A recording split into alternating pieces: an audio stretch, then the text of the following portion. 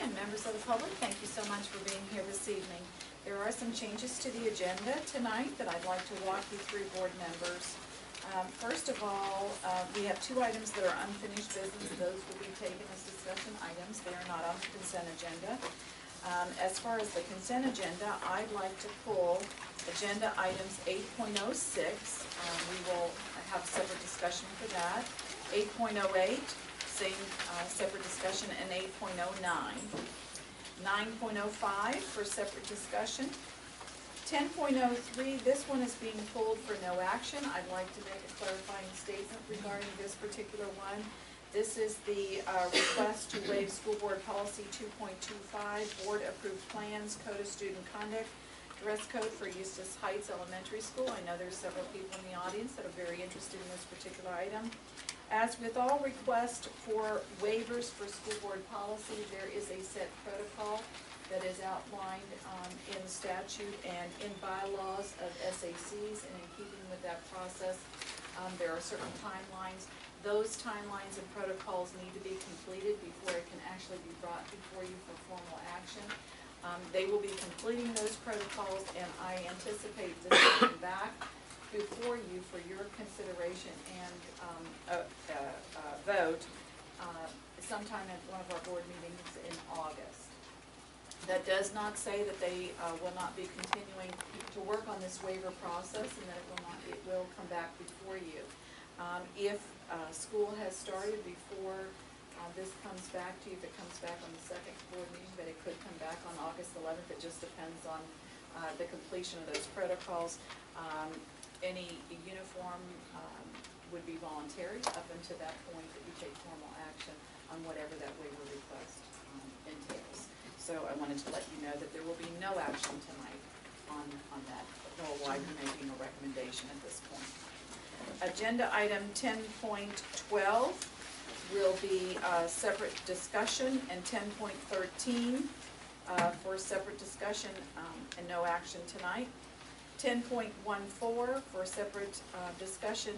10.15 for no action tonight, board members. There's still some work that needs to be done on that contract and some details to be addressed, and so that will come back to you at one of our board meetings in August. And then 10.16 is being pulled for Mrs. Brandenburg because of the Lakes Interstate connection there. Okay, you've heard the superintendent's recommendations, or changes to tonight. Moving on? Yes, at this time I'd like to recommend approval of the minutes from the school board workshop of May 5th, 2014, regular school board meeting May 12th, 2014, executive session for litigation May 12th, 2014, executive session for litigation May 19th, 2014, school board workshop of May 19th, 2014, regular school board meeting of May 27th, 2014, and executive session for litigation June 2nd, 2014. You've heard the superintendent's recommendation. Is there a motion? So moved. Is there a second? Second. All in favor? Aye. Any opposed? Thank you. And thank you, Ms. Challenger, for getting all these minutes done. Okay, Dr. Moss? Yes, we have no representation tonight, so we're moving to public input. We do have several cards on the item that was pulled for no action, but we'd like to hear from you, so we'll start with William Canary. If you'll come to the mic, right over here, sir. Oh, I see. And you have 3 minutes to let us know what your concerns are. Thank you. I'll make it brief. My name is Bill Canary, and I'm here to address the school board on the issue of the proposed mandatory wearing of uniforms at Eustis Heights Elementary School. My grandson is a student at Eustis Heights Elementary School. I am concerned about special needs children and the school uniform. A lot of special needs children, both disabled and gifted, have sensitivity issues. Certain materials and restricted clothing like collared shirts can be very upsetting and distracting to these children. Principal Hunt says that children with sensitivity issues will be allowed to wear t-shirts instead of polo shirts, as long as their educational plan states that they have this issue. But now, these special needs children who struggle in so many ways to fit in will stick out like a sore thumb. they will now have an even harder time fitting in. I'm also concerned with the short amount of time that parents were given to prepare for these uniforms. My grandson's new school, excuse me while I change paper here, new school wardrobe has already been purchased. Having to purchase a whole new uniform wardrobe places a huge financial burden on our family. When our concerns were addressed to Principal Hunt, she said school uniforms were already mandatory. It is my understanding that the school board has still not made uniforms mandatory, so I ask for your understanding in this special situation and postpone the uniform dress code and force the school's current dress code until next year, when these parents would be advised that the uniforms would be worn the following year and their money already spent would not be in vain. Thank you. Thank you. Next one is Thomas. And I'm not gonna mess your name up. Chichilla. Okay, thank you. Thank you.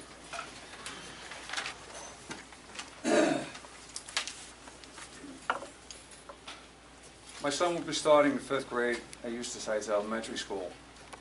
Parents are notified on July 16, 2014 by a voice message that uniforms would be mandatory at the start of the school year, August 18th. Most parents, myself included, have already purchased their child's wardrobe for the new school year. There is no money left to buy uniforms. Principal Hunt's response to this is a clothes closet filled with donated clothes. Her response is that we should accept charity while our children's closets are filled with brand new clothes. This will take away from the less fortunate children. She also replied that we could buy low-cost shirts from the school, 3 shirts for $21. This is not low cost when your clothing budget is already spent. 1 month's notice of a mandatory uniform is unfair and is an added cost, excuse me, cost that families weren't expecting last minute. I propose that if the school board finds uniforms to be a necessity, then they should be implemented at the start of the 2015-16 school year to give families time to prepare. Thank you. Thank you very much. Jim Miller.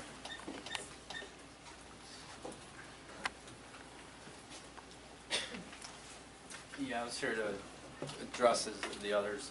I think for me it's more of a policy issue with this, and that parents weren't afforded the opportunity to be able to weigh in on this.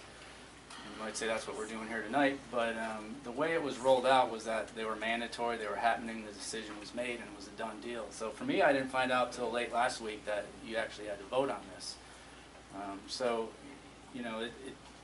It really seemed to be trying to do this under the radar and wasn't rolled out very well. I understand there's a couple schools in Lake that have them, but I think the difference there was that they were given the opportunity to weigh in on these. They got parental, buy-in from it, and that just didn't happen here. And I think, since it's a county-wide thing, it's a county-wide rule that you have to, that uniforms are not mandatory. I think in a case like this where you want to make them mandatory, it's very important to have the parental buy-in to it, or else, because it's a significant policy change. So, I just think that 99% of the parents are probably sitting at home right now thinking the decision's already been made, thinking that uniforms are happening, and they have no idea that we're discussing this right now. So that's just my concern. I want to make sure that they're all given, afforded the opportunity to be able to weigh in on this. Thank you. Christina Moyer. Now. I thought I had that one. That's Thank okay. you.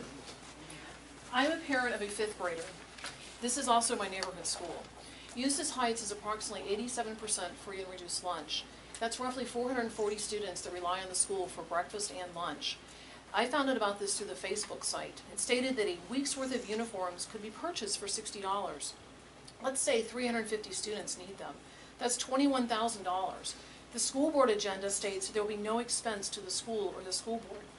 When I asked who will be paying for the uniforms, the Facebook site states there's around $1,000 in donations and a closet started. The $1,000 will cover 17 uniforms.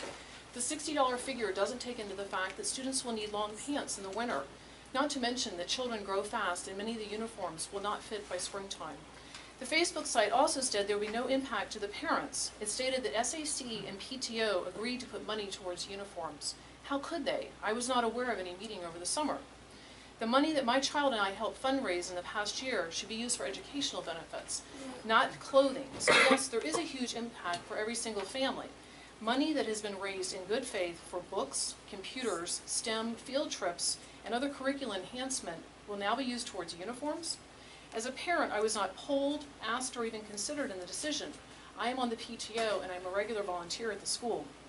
The money spent supplementing uniforms for 87% of the school's population would undoubtedly be better spent elsewhere, such as reading.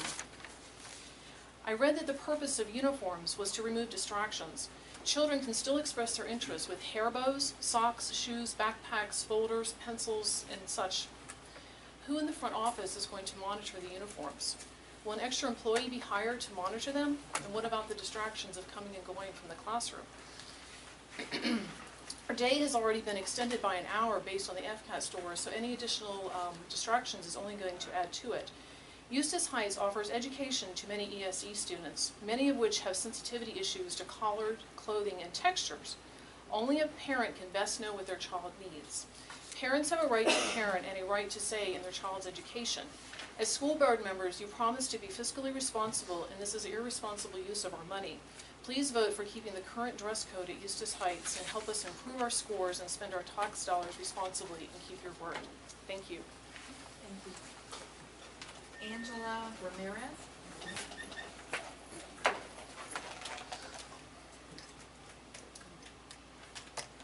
Angela Ramirez. She's a young girl, a student. She must have gone outside. Okay, if she comes back in, I'll let her talk. Scott Larson.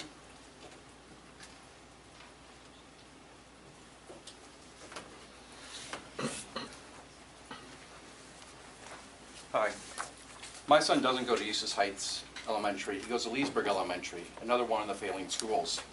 I'm concerned because when I read in the daily commercial that uniforms are going to be used as an intervention for academia, that by itself concerned me because I spent over 45 hours on internet search engines like Scholar, Google, and ERIC, and there was a study in 1994. The Long Beach Unified School District implemented a uniform policy. Within a year, they published prematurely that it had worked. It increased academia, decreased crime and all the violence, but it was premature because nobody looked at this follow-up study 3 years later that I have here for you guys, where the academics came right back down. Crime actually surpassed where it was before the intervention. And for the last 20 years, researchers have been trying to duplicate that study to see if they can get the results, and they can't. Uniforms don't work for academia. Uniforms look nice. I like them. They also increase teacher retention. I like happy teachers. I want his teacher to be happy. I don't think the uniforms hurt anything. They're not that bad, but they don't help. And if put into place by themselves, you're not going to see any academic benefit from them. I challenge you to find one research article that's a peer-reviewed research to prove that wrong. You won't. I've tried and dared other to. There is something that does help. It's called recess. My son is going into the 4th grade. He's a straight A student. He is on the Honor Society at Leesburg Elementary, and he has never seen a recess. Never been on a single one in his entire life. You know how he sits through school? I do my research. This is how he sits through school. We have to drug our kids because they're not getting out. They're not playing. Now, I do the research to make sure that he's successful, but without recess, you're putting them all at a disadvantage. This is what we're doing wrong. I'm saying for me, bring uniforms to Leesburg Elementary. I'll take them. Just bring something that works with it too. 30-minute recess, every student countywide should get that, and every research you read out there is going to tell you that if they don't get it, they're not going to be successful. This is the key. Thank you very much.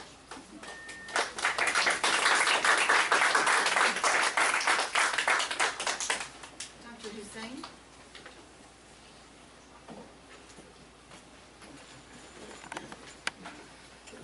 I have copies of 6 copies and 6 more. Thank you very much. So my kids actually go to the Villages Charter School, but I guess I'm part of Leesburg, so I consider this my community. I'm a medical oncologist and I do research too. So I go to a lot of meetings. I can tell you it's very hard to stay in a meeting for 8 hours without taking a coffee break and lunch break. And one of the hardest things to bring doctors back to the meeting is after you give them a break, because they need that break. So actually this is one of the best, because they had a problem in the Villages Charter School where they didn't have recess in my kids' class, and I did my research. I went to the board there and I presented this data, because I believe you have to show data. So I'm really here to support Scott and the recess part, because when he told me that some schools here don't have research, I felt this is really an obligation for me to educate about the importance of recess. People think that recess is not important, what kids gonna do, we have PE. That's one of the excuses that I heard. And PE is an equivalent to recess. Recess is not just for physical education, because PE is structured kind of recess. But this is a pediatric association, the pediatrician association, and they this is a summary of a lot of research they've done. The article is 4 pages of recommendations, but you have 4 pages of references to show you all these studies that have been done to show the importance of recess. And recess is very important for the academic and emotional evolution of kids. I mean, I know Nathan, I coach him in soccer. I didn't have to give him drugs during soccer, he did okay. But I still gave him a break even between practices. I think it's very important for kids to interact between each other in a safe environment where you don't have, teachers can watch, but you don't have to tell them what to do, and they can just go around, run, do whatever they want. It helps in their development. They can grasp information better. They go to the class back, and they can have more attention. And trust me, you will see a difference in the academic outcome at the end. I just feel sad when I see a lot of smart kids here, and schools are not doing so well. I know that our kids are much smarter than our achievements, and I think it's not fair to give it to the teacher to decide whether the kids have recess or not, because I like teachers, I support them, but I think they are under a lot of stress and pressure. They have to achieve a lot of goals that sometimes they take away the recess because they have to finish certain chapter or curriculum. I think recess should be part of the academic day or school day. 30 minutes actually the minimum, if not even 2 recess, each is 30 minutes. And I'm only here to support this because I think this is very important. Uniforms, I've been in 2 types of schools. Some had uniforms, others didn't have uniform.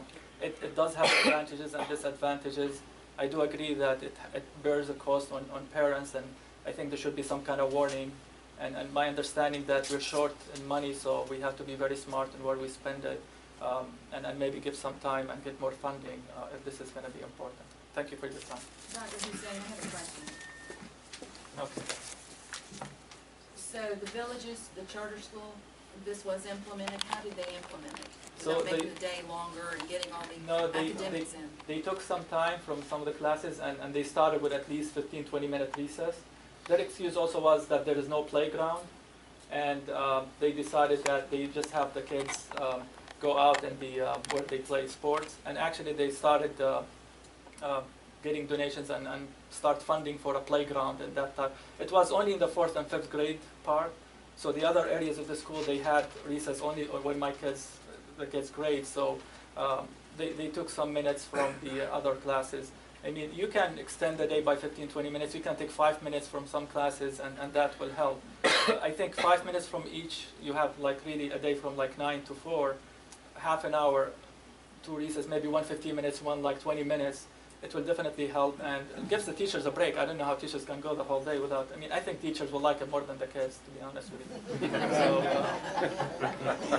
So I hope that helps. And actually they did implement it after I went to the board, so they figured. It's only 4 pages, very easy reading, and you can just read the last page. It shows you the recommendations, because, a lot of studies have been done.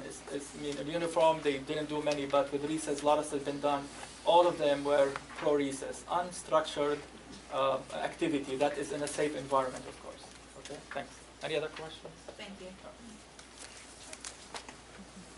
Kim Cronin, please.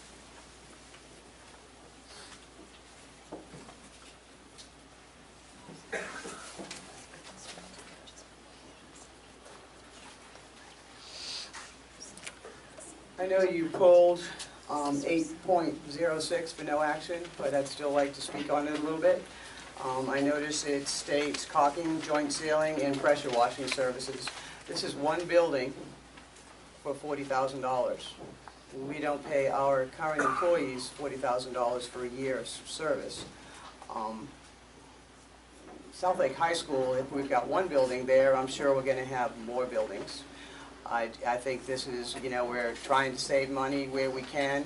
Even if we had to hire another employee, it would be cheaper to do it ourselves than to have someone else do it for $40,000. The other issue I wanted to discuss, I seen that the Director of Facilities was advertised again.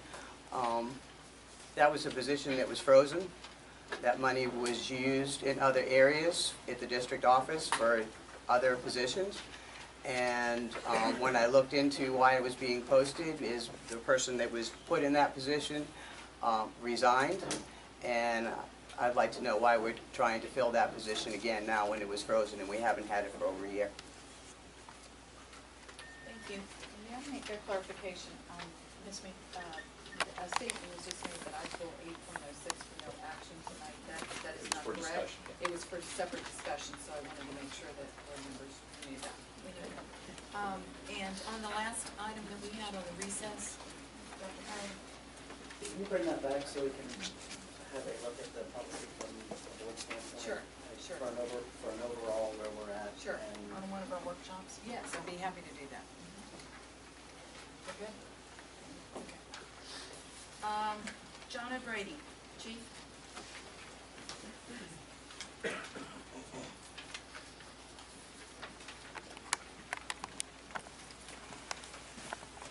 I'm not here to speak about uniforms. I wear one and I like it. I want to thank Dr. Moxley and the board for this opportunity to come before you again to talk about the School Resource Officer Program. Mayor Hosch, who just had to step out, was here in support. She is also an advisor with the Mount Dora High School Key Club, and Councilman Ryan Donovan, one of our Mount Dora councilman, is in the audience also, and one of his children go to Mount Dora High School. I came before you 6 weeks ago and requested that the Mount Dora Police Department partner with the school board to have its own school resource officer program within its own community. Since that time, we have submitted a contract which mirrors the Sheriff's Office. We have sent our officers to Florida Department of Law Enforcement and State of Florida Attorney General approved school resource officer certification courses, which is the same as the FASRO courses, the Florida Association of School Resource Officers. It's all in one association. We have met with Dr. Moxley and her staff, and thank you for your time, Dr. Moxley, and have addressed, I felt, most, if not all of our concerns. We've had a couple phone conversations since that, and that's why I came here tonight, in case there are any other questions and concerns. The Mount Dora Police Department is a professional law enforcement agency, which is one of only 2 Lake County agencies that is fully accredited law enforcement agency within the state of Florida. Mount Dora Police Department was the first, the Lake County Sheriff's Office is the second. We're the only 2 agencies within the county that are fully accredited. In closing, in the past several months, Dr. Moxley and several of you have been quoted in the paper, and I'll paraphrase. I'm not going to go into every subject. But what stood out to me, the decisions you are making here are in the best interests of the students and the communities they live in. So I stand before you today and ask you to approve the Mount Dora Police Department to have the School Resource Officer Program within the schools of our own community. I think this will prove to be a good decision by the board, which will help to further tie the Mount Dora Middle School and the Mount Dora High School to the community, which can only be beneficial in so many ways to all. And I would like to open it up to any questions. I know last time I answered a lot, and I know some others came up with Dr. Moxley and her staff. So I'd like to answer any other questions. School's a few weeks away. I believe we have everything in that we need to have in and all the certifications. It just, I'd like to call it a rubber stamp, but Chief, I'm here. when we discuss that item, it's been pulled for discussion. Okay, We'll ask for questions. then I will sit back down and, Okay. and wait my turn. Thank you. Violetta, starts with a W-I-L. Okay, you can say it in the mic. Violetta Wilzinski. My children go to Grassy Lake Elementary School, or they did until January when I pulled them out. I'm embarrassed and ashamed of myself because I allowed the school system to fail my kids. The bullying system that is going on is ineffective. It does not protect our children, and it makes too much paperwork for the teachers to have to comprehend on how to allow our children to manage day-to-day activities, let alone how to keep up with academics. I would rather us not focus on common core academics, but common core characteristics. My children were puking and vomiting before tests because of how anxious they were. My son went from being a great student to being suicidal in first grade. My youngest daughter has been told that she is gifted, but has no program to go into. And then I got appalled and disgusted when I heard there was going to be no recess in some of our institutions. Our children are being treated worse than prisoners, who are allocated 3 field days every day where they're allowed to go on the yard. Every day. I just confirmed this with an actual police officer who works in our jail systems that goes around the state of Florida. Our children are misbehaving because we're not giving them what they need. We don't give them the characters and build them up confidentially, who they are, and giving them a sense of worth.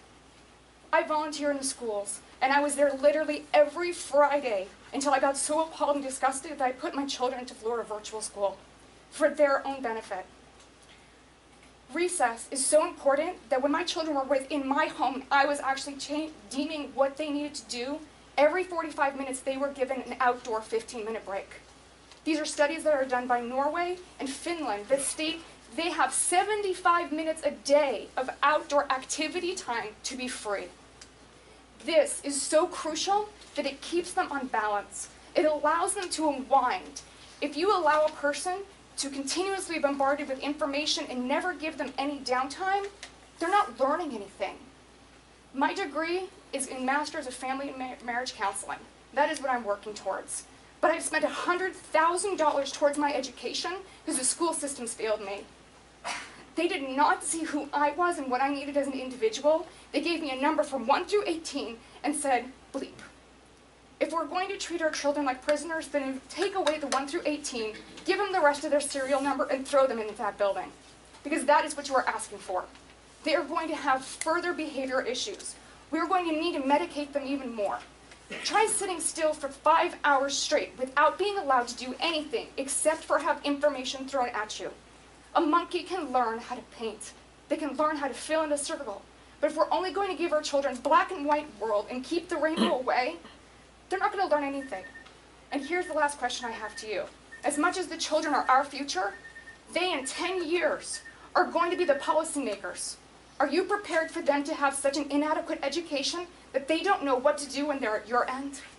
Will they eliminate us when we're 80 years old because they have no comprehension of what our worth is then? Thank you. Thank you.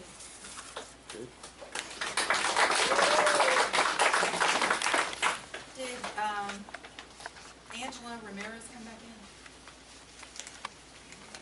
in? Okay.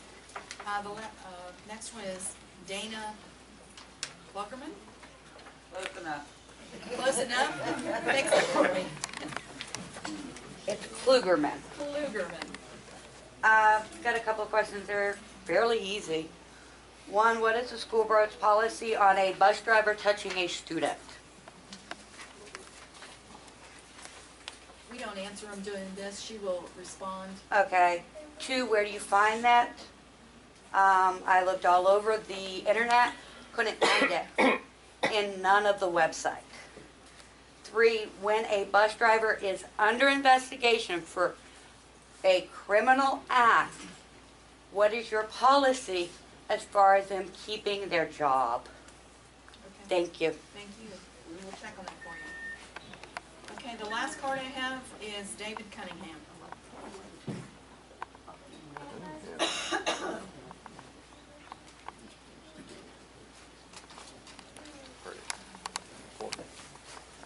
Good evening. What protocol would you like to follow? You have 3 minutes, Mr. Cunningham, to go over your concerns for 9.05 and or 9.07. Okay. There's 2 sheets of information, Ms. Chap, if you would take 2 and pass them on down. Good evening, thank you, Chairman Stivner, Vice Chairman Howard, Mrs. Fisher, Mr. Matthias, and Mrs. Brandenburg. I rise to speak tonight with, and I'm going to try to keep it under 3 minutes, some serious concerns regarding Lake County schools.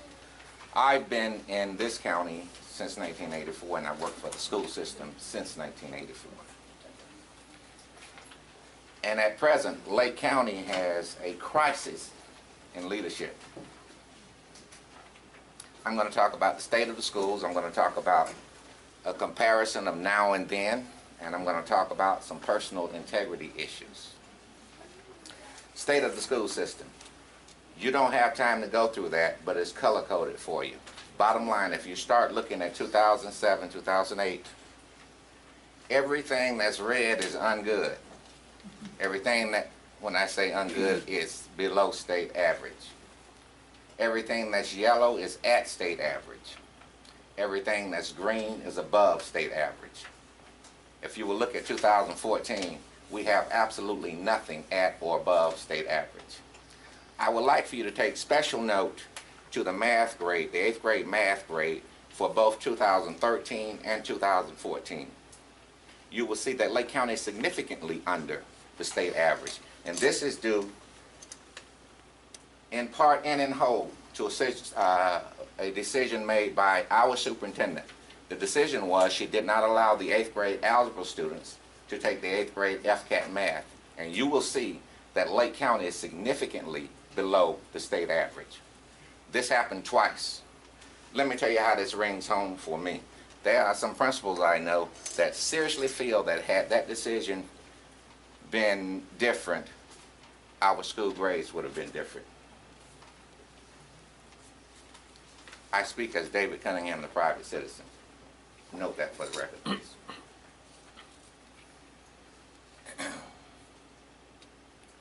Comparison to 2007, that was before Dr. Moxley took over, to 2014, that's now. Lake County schools in 2007. Teacher morale, administrative morale, classified morale was very high. One reason. Everyone on average received a 3% pay raise each year. I know, I did the contracts. A teacher contract was settled during the summer, and they voted on it, commission for 1 more minute. 1 more minute, that's it. Okay, in Alabama they call that too.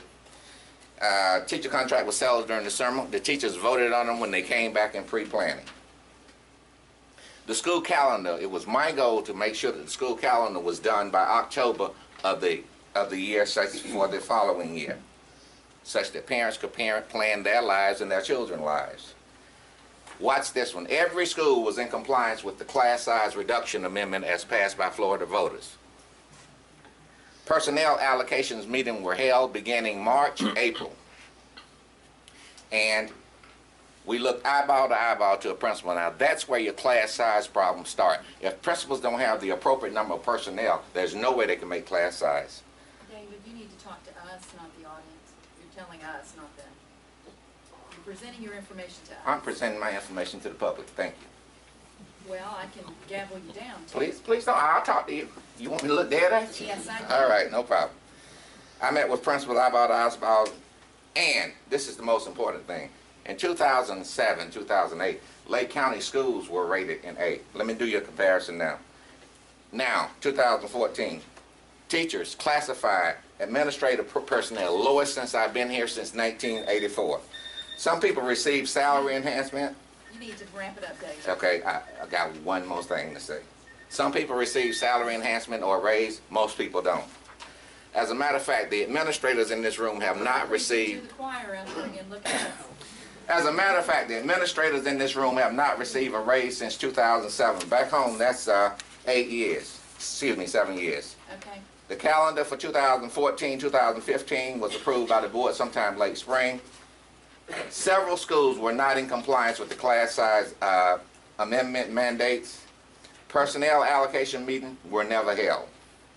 Personal integrity, and I guarantee this is the absolute last thing I'm going to say. This superintendent had lied to me on 2 occasions. Let me give you an example. It's over your time, we're not gonna go there. Okay, let me give you an example. Before she took office, David, yes, your time is up. okay, You need to sit down, please. thank you. Thank you. And for anyone who wants to hear the rest of the truth, call me. And this is the final card we have tonight, Amy Kish. Did I say that right? Yes, ma'am. Yes, it is. Thank you. Most people say quiche.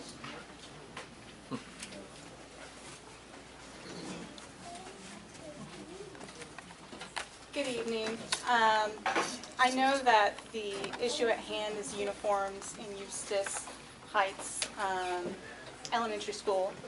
And I'd like to start by saying that I don't oppose uniforms in the schools, in any of the schools. While there may or may not be proven academic benefits to uniforms, I really can see that there could be positive psychological benefits for children who struggle in so many ways to fit in. However, I'm here to ask for more. I'm here on behalf of all elementary school students. I adamantly believe that mandatory recess and improved nutrition would greatly improve not only the academic success of children, but the mental health of our children. I would like to read for you an excerpt from sparkinglife.org, which is the website of Dr. John Ratley, a clinical associate professor of psychiatry at Harvard Medical School, and author of 8 books on brain functioning, including one many of you may know, which is Spark, the revolutionary new science on exercise in the brain. His quote is, "Exercise increases levels of serotonin, norepinephrine, and dopamine, important neurotransmitters that traffic in thoughts and emotions.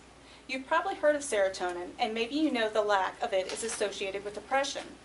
What you may not know is that toxic levels of stress erode the connections between the billions of nerve cells in the brain, or that chronic depression shrinks certain areas of the brain.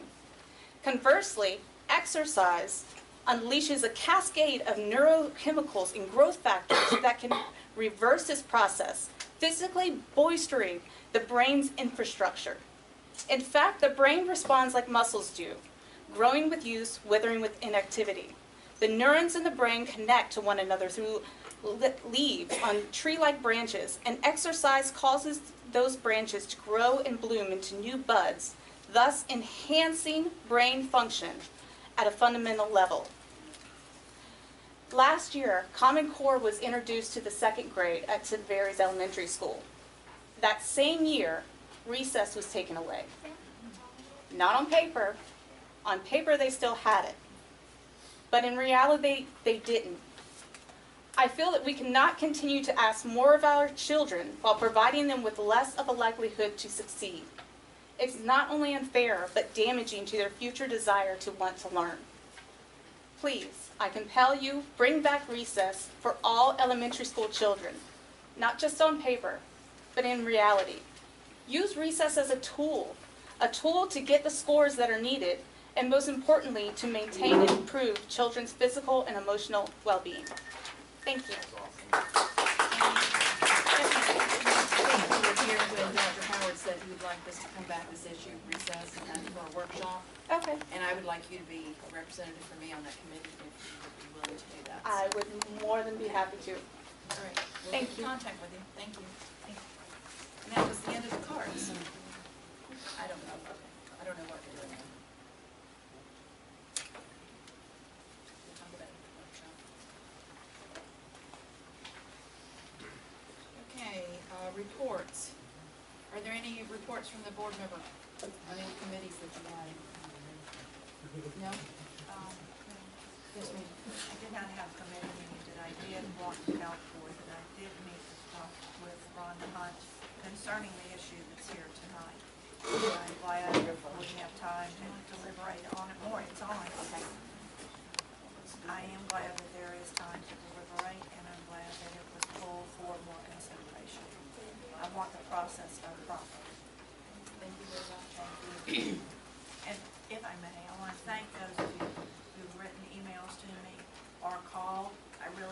appreciate that. I don't know why. Can you hear me now? Can you turn up, They know that I'm a loudmouth and they've cut me off. now go. Okay. Thank you very much, all of you who have written emails to me or called, those of you that live in the area and attend Eustis Heights Elementary School. It is a major concern that your voice be heard. It's a major concern that meetings are held in the sunshine and adequately advertised. If there is an issue, we always deal with it. That's what this board has done tonight. The superintendent has pulled the item, and it will come back for consideration at a later date. So I know that it's inconveniencing you, and it would be inconveniencing me. So thank you very much for being here this evening, and thank you for those that spoke to recesses. I appreciate it. Thank you. Okay, unfinished business. Dr. Moxley. The first item is 7.01. Let's give them a minute to exit. They don't want to stay and listen to the rest of our stuff.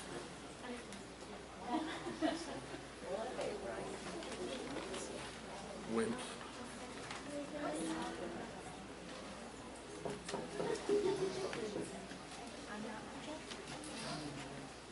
Her mic is still not working right. Everybody else.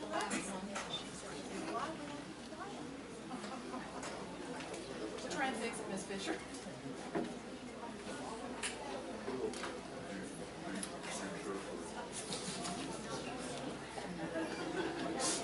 Okay, Bill. My bias has always had a win. Ms. Fisher, would you talk into it? He's trying to address Hello, it. hello.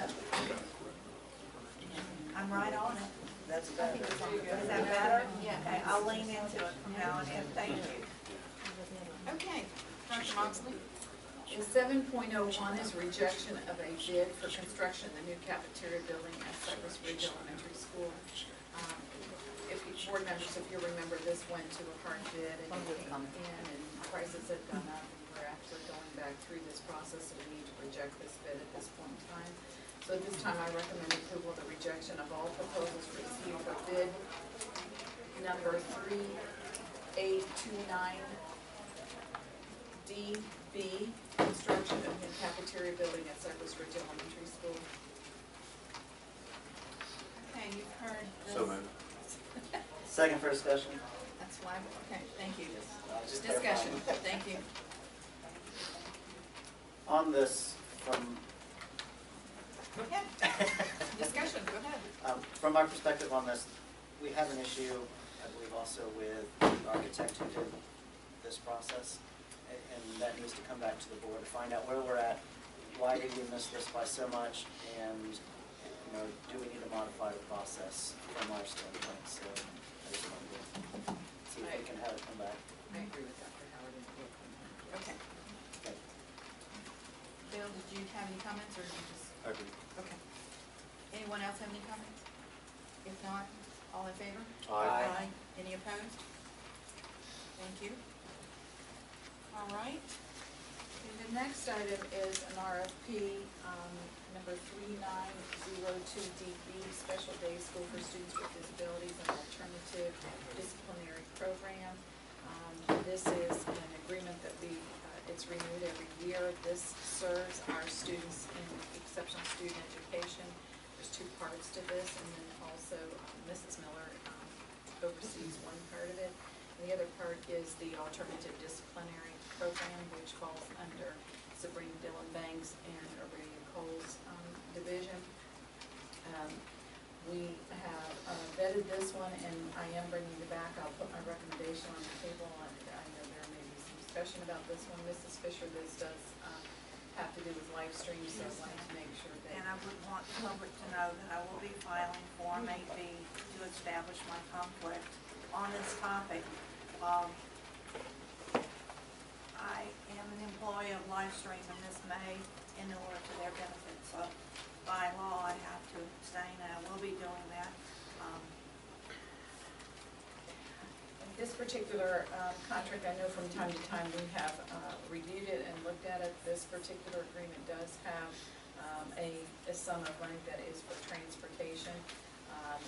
In this particular arena, the transportation program is also part. They do a lot of behavior and educational types of training while that bus is also in motion. It's staffed very appropriately.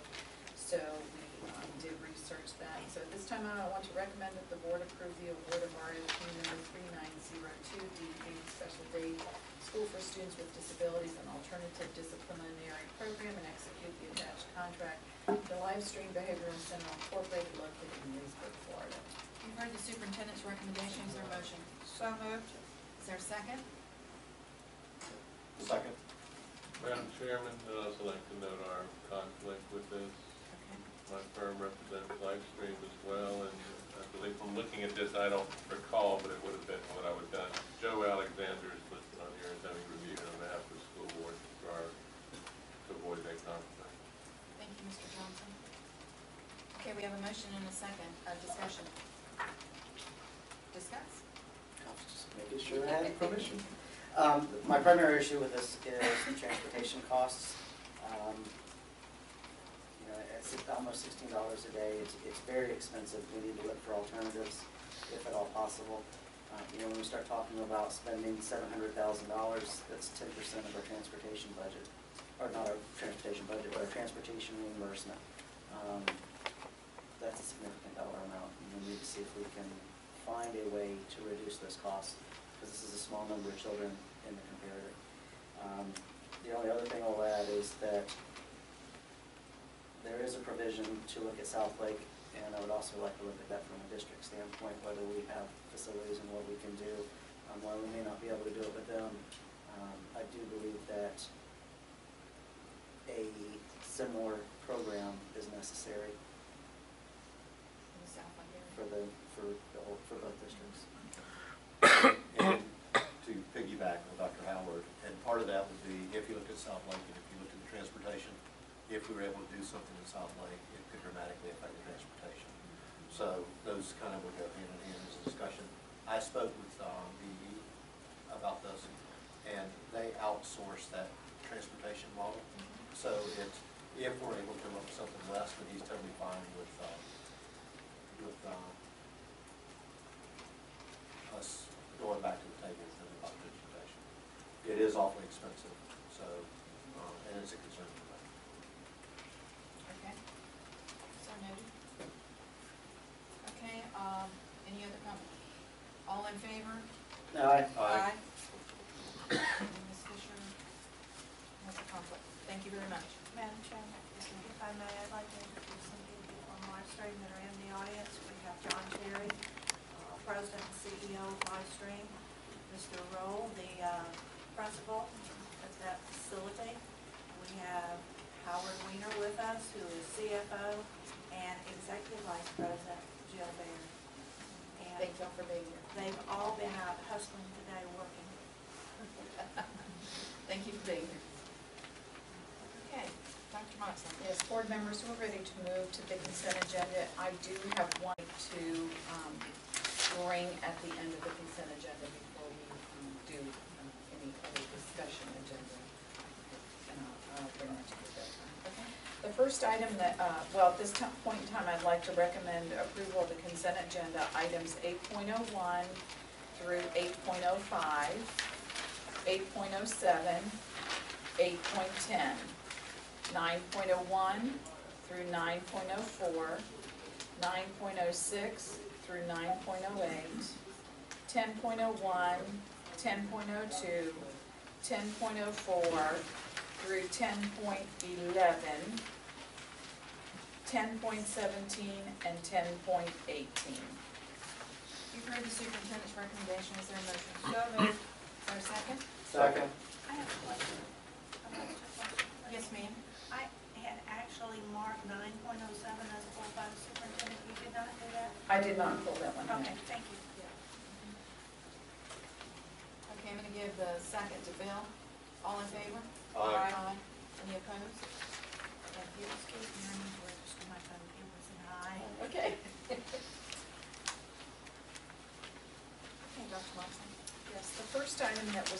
separate consideration is agenda item 8.06. This is a bid for Seminole County. It is for caulking, joint sealant, and pressure washing services.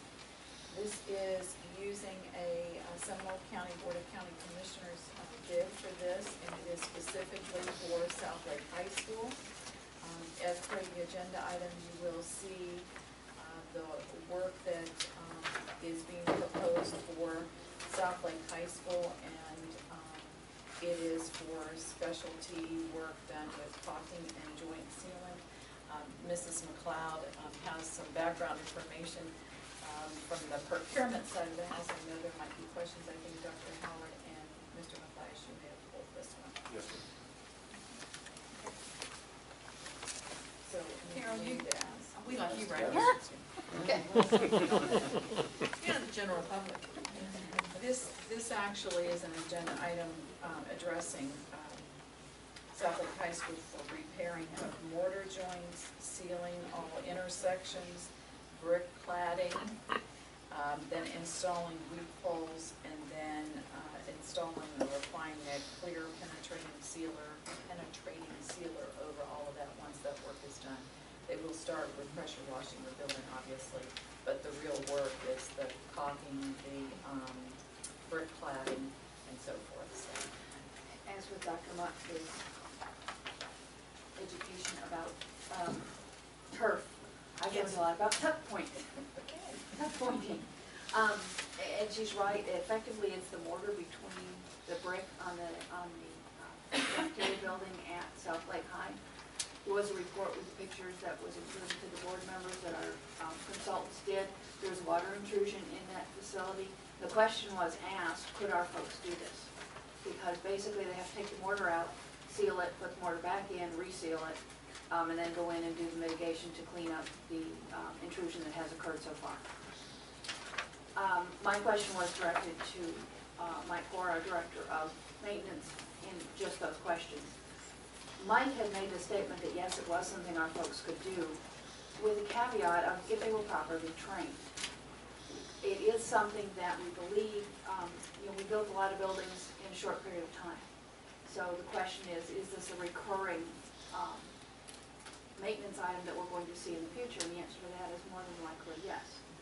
But this building right now has water intrusion, and to reduce the continued damage to that building, he is recommending that this work be done now. He also, the conversation I had with him was that we did need to go and have our folks trained so that in the future we could address this stuff in-house. okay. Questions? Actually, I don't have questions, I just have comments. And while I agree with what Carol has said, the issue for me is that we're sending out a lot of this work. This is $40,000. I'm not sure that we couldn't advertise for somebody who has these skills and bring them on. But we are tremendously behind. If you ride around and look at these schools, we're very much behind on a lot of things. And we need to get caught up. We need some more folks, or we at least need to look at it. And I did talk to Mike about it before I pulled it, and talked to Carol about it. But we need these in-house. Sending this out is just going to continue to push us further behind. And I don't think that from a fiscal standpoint, this is the wisest move. Okay. Bill? I don't believe that we're talking about a super level of expertise in order to be able to fill mortar joints and pressure wash. The idea that we would outsource this is offensive to me, quite honestly. And we have an awful lot of buildings that are brick, so let's get somebody on board. I don't know how much training or certified to be able to put caulking is, but let's get it done and let's use our own people. That's what I said. Anyone else have comments? Well, to piggyback off what Bill just said, do we have staff who are able to do this work? The conversation I had with Mr. Core, and I can only relay this to you because I truly have very little background in this for you, was that he had done this in the past, in a prior job, as a general contractor. It is something you have to be trained to do. We do not have anyone on board at this moment. That is not to say that our staff could not and should not be trained to do this. think the issue we have right now is we have an issue with South Lake that needs to be addressed. It is, right now, the condition it is, there is damage to the building, and it needs to be corrected so it doesn't get worse. Ms. Fisher? It is a part of the general contractor's license that they have this knowledge, and it would seem to me that those that are over at our tech center could actually give us some help, and that we could have some instruction from them. They have many general contractors that are on their advisory boards who would be willing to lend us a hand. I prefer it be done in-house. Okay. Judge Moxley? Okay, I'm hearing comments from the board that, in this particular case, then, what I will do is pull this, for no action tonight. We will go back and talk with Mr. Core.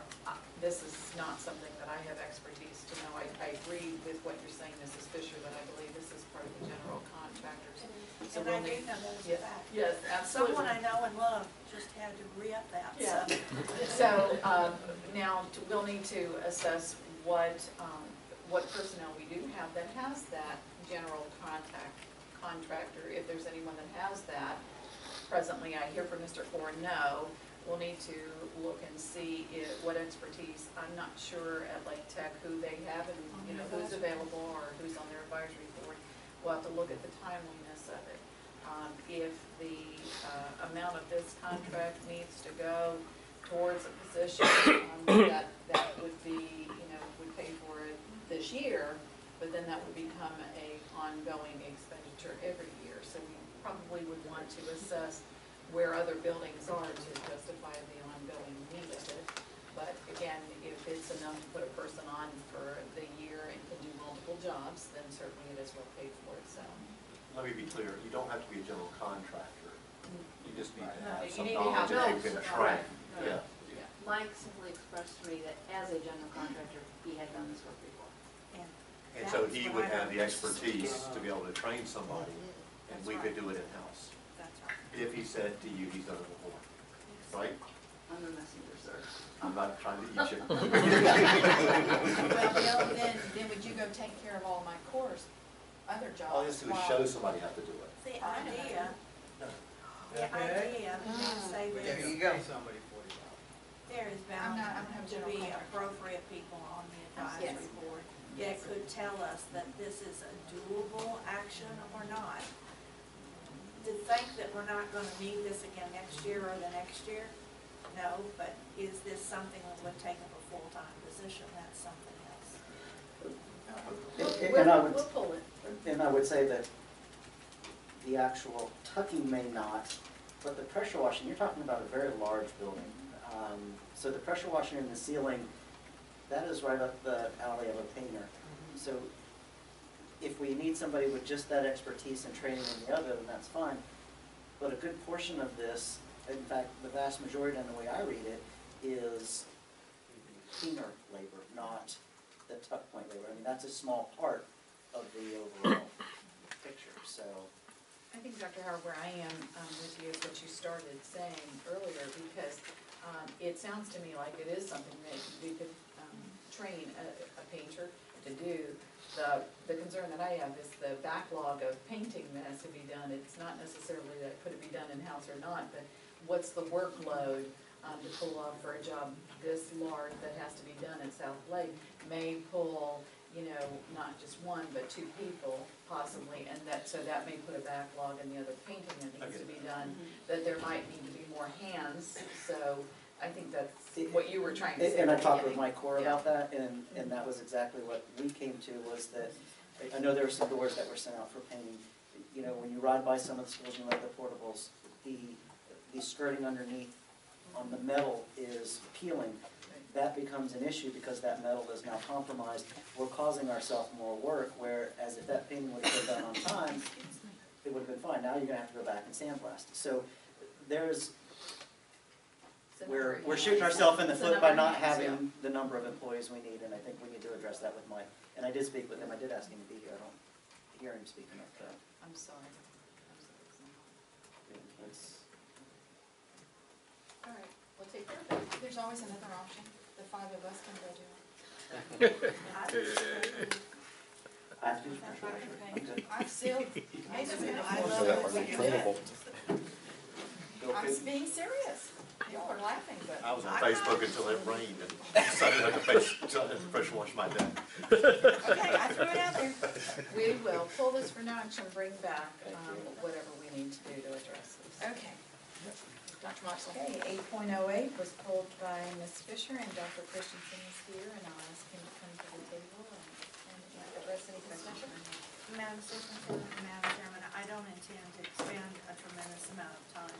Several months ago, I stated that I would no longer support pursuing grant dollars that would end in 3 years. They're not recurring dollars, and that is my reason for pulling it, and I will not be moving in support of it.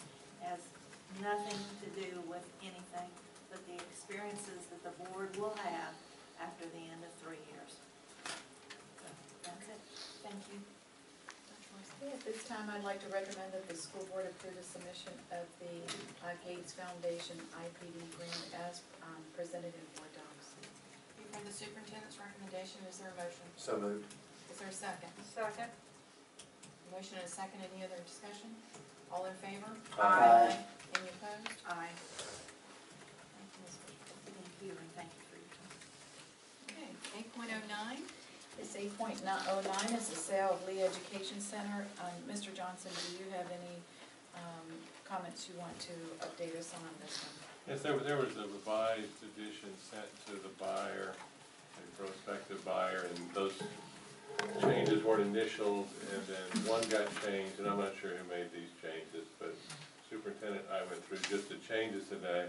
This is the one that shows revised 8.09.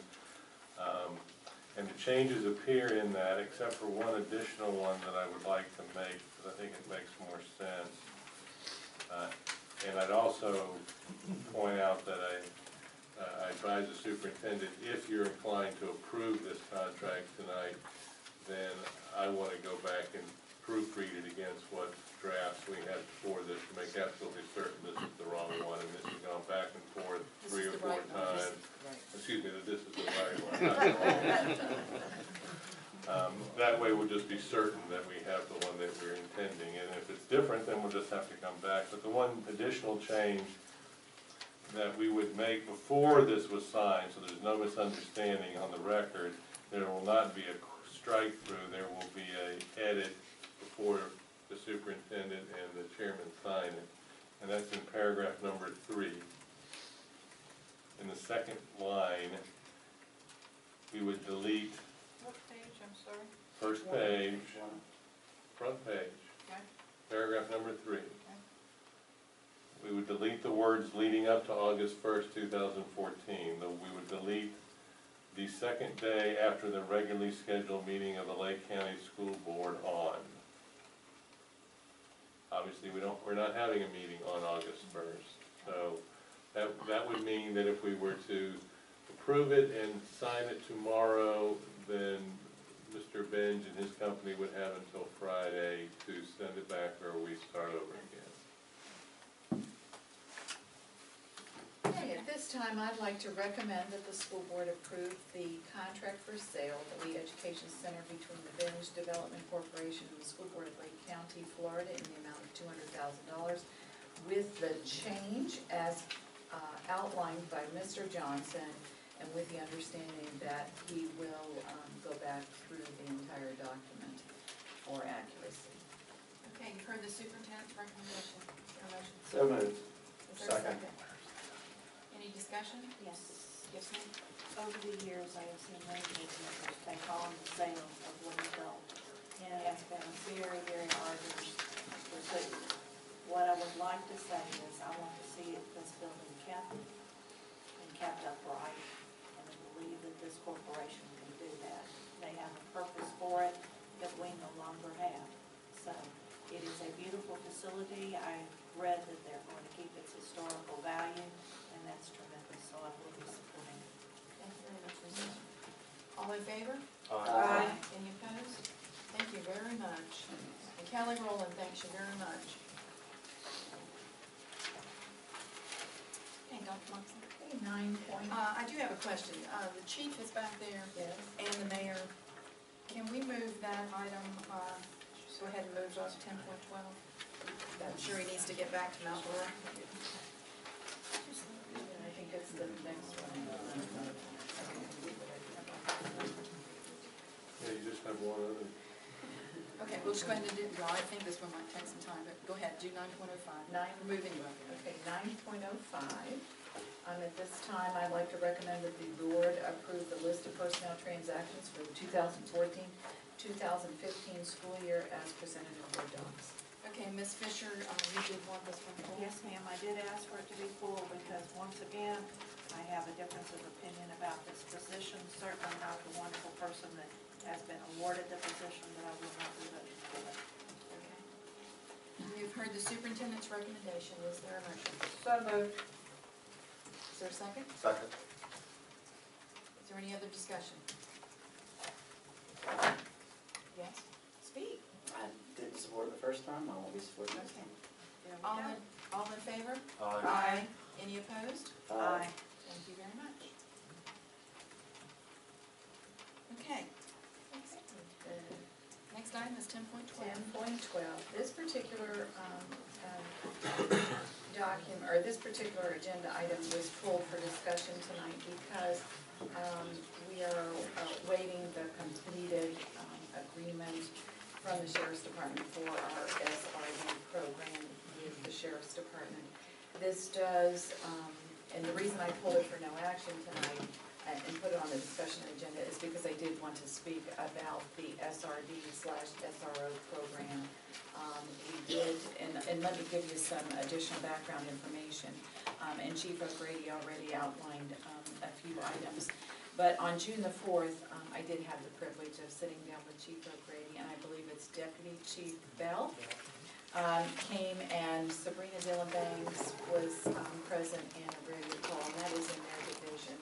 And they, actually, Mrs. Banks administers the agreements that we have for our SRD program. And right now, we have two agreements with the Sheriff's Department. One is for SRDs, and the other one is for the court liaison. And those are the two agreements you'll see in agenda items 10.12 and 10.13. They usually come back during the summer, and I want to focus specifically on the SRD particular program. Over the years, we have had two different models, and it's been a number of years, in excess of 10 years that we've been with the Sheriff's Department. But many, many years ago, we had where we had agreements with multiple agencies. Some of the city entities or municipalities, police departments, they would provide SROs for their city schools. And so we managed multiple agreements. And so it's been over 10 years ago. We brought that all, and we have one agreement that we manage, and that's with the Sheriff's Department. And so Ms. Banks does that in her office. And outline of the agreement, what we provide in salary and benefits, and then the Sheriff's Department provides some, if the salary is more than what we're providing, if there's differences in pay increases or benefits that are changed in his arena, that amount has been set. And the equipment and those kinds of things to operate that program. The consistency is there, and the Sheriff's Department provides the training. All the SRDs are certified, and then there are resources that are provided as needed that are above and beyond the SRD, particularly at that school, as a situation may warrant it, or like, for example, when we've had different types of things that may have happened in the community or whatever, we have access to those additional resources. On June the 4th, Chief O'Grady met with me, and he came and said that they were writing, that they had a desire to really get involved with their community schools, that would be Mount Dora Middle and Mount Dora High School, and that they had a desire to start an SRO program within their municipality, and to provide that oversight, and that he had the support of the city council. And Chief O'Grady is very familiar with operating an SRO program. I know in his previous assignment in another community, he actually operated the SRO program, so he was very well versed with it. We have a very good rapport with the chief and the police department in Mount Dora. They're very receptive with our schools. We have many initiatives that are community events that they partner with, the school does, at the high school, and just a very good working relationship. He came forth and he said that they were writing and going to be submitting 2 COPS grants, and I was very familiar with the COPS grants because years and years and years ago, we had several of our SROs funded through COPS grants. And this may be my remembering back in those days, because in those arenas, those grants provided and paid for the salaries and benefits of those particular officers to the school. And so when we figured our budget, we knew which ones were grant paid for and which ones were paid for out of Safe Schools appropriations. And we talked about that. We talked about the time period that the grant would come, and I believe those are October when those come in, and that Chief O'Grady said that the city council had given a commitment to start the school year that they would provide coverage by assigning 2 officers, not SROs, but 2 officers to provide that coverage so that they could start at the beginning of the school year. He also confirmed for me that that if they did not get the grant, they would continue to provide that for the duration of the year. And I was very supportive of that, and I understood the rationale why we were doing that. I have to say I was operating on the assumption that there were grant dollars that were going to offset some of the costs with that. You had a public input, Chief O'Grady did speak, I think it was at the June 16th board workshop here in this room, and at that point in time I did tell Chief O'Grady that I needed to confirm with the Sheriff's Department because he said he had already talked with the Sheriff's Department and so forth, and I needed to also talk with Sheriff Borders about that because we had already negotiated, or we're in the process of negotiating that agreement with him there, and we did indeed talk with the sheriffs with that. I think there's some very, there's pluses and minuses on both sides of it. Again, we work very well with both entities. I have no concerns with working with both entities. I do have concerns with the costs that are involved, and I need to know what's expected of it. And I had concerns that we weren't double paying the Sheriff's Department, and then if they got the grant or they didn't get the grant, that we would be, double paying both entities. The concern, there are 2 options before us. We have an agreement that has been proposed with the contract for services. Typically, it's 25 SRDs, and so that is what has been presented to us by the Sheriff's Department for 25 SRDs. That does include Mount Dora High and Mount Dora Middle. The same token, we also have a contract that has been presented to us for our consideration by the Mount Dora Police Department for us to enter into an agreement with them to pay them for 2 SROs. One for Mount Dora Middle, one for Mount Dora High School, in the exact same amount that we pay the Sheriff's Department. And that therein lies where I needed to have some further conversation with Chief O'Grady, and unfortunately, I did not have an opportunity to talk with him before he went on vacation. In this meeting, I did meet with Deputy Chief Bell because I did have some concerns, and I did not want to come into this meeting and not have those concerns at least communicated to them with it. My concerns are, one, we're going to be paying the same amount to both entities, and there's a grant, and I was operating on the assumption the grant would help offset some of that cost. So I was very interested if there was a cost savings to us and a reason to change from now 1 provider to 2 providers, because they're, from a standpoint from the district office, if the costs are still the same, but now the workload has changed for us because now we'll be administering 2 contracts. We'll have to monitor the protocols for 2 different agencies, and not that it's a big deal, but it still is additional workload on the staff, and yet the costs are not changing for us. And then I wasn't sure where the grant, how the grant dollars were offsetting and how that was working. So I did have, and in all fairness to Chief O'Grady, we haven't had these conversations. I can address them now if you want. Deputy Chief Bell and I did. So I'm just concerned to make sure that if we are paying the same amount, that the services are equal from school to school, and that the workload is consistent, the certifications are consistent. I do agree that, that if we are going to move out and start doing different entities and different police departments, there needs to be a standard, and Chief O'Grady did bring that up, and I agree with him that accrediting factor is very important, that the Sheriff's Department has the accrediting component. Their department has the crediting department. I would want to make sure that the level of training and expertise is the same if we are paying for those services. Again, the more we have to manage contracts and the number of them, the greater the increase of the workload on staff. That is my concern. So right now, where we stand, I'm not sure about the costs associated with the City of Mount Dora. Certainly, however board you want to handle that. I am not asking you to vote on the Sheriff's Department's contract tonight either, because we did not get that signed agreement back. There is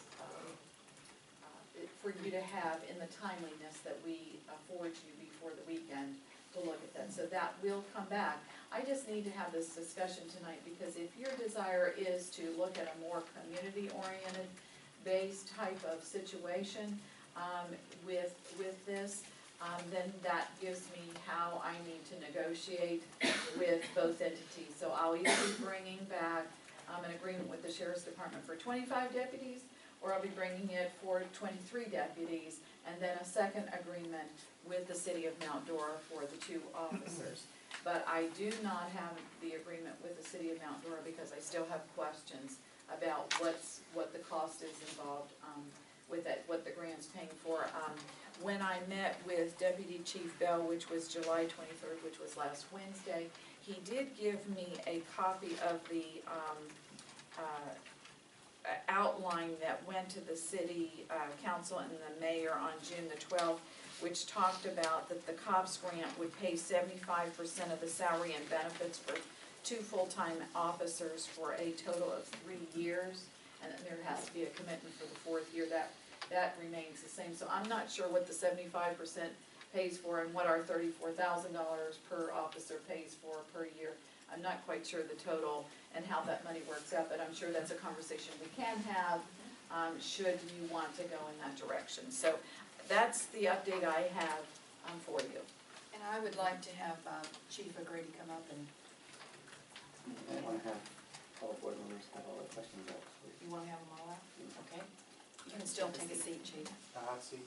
Get the hot seat. One right in front of you. Okay. Todd. I have zero doubt in the ability of Mount Dora Police Department to do this, but I also know that we haven't had any issues with the Lake County Sheriff's Office.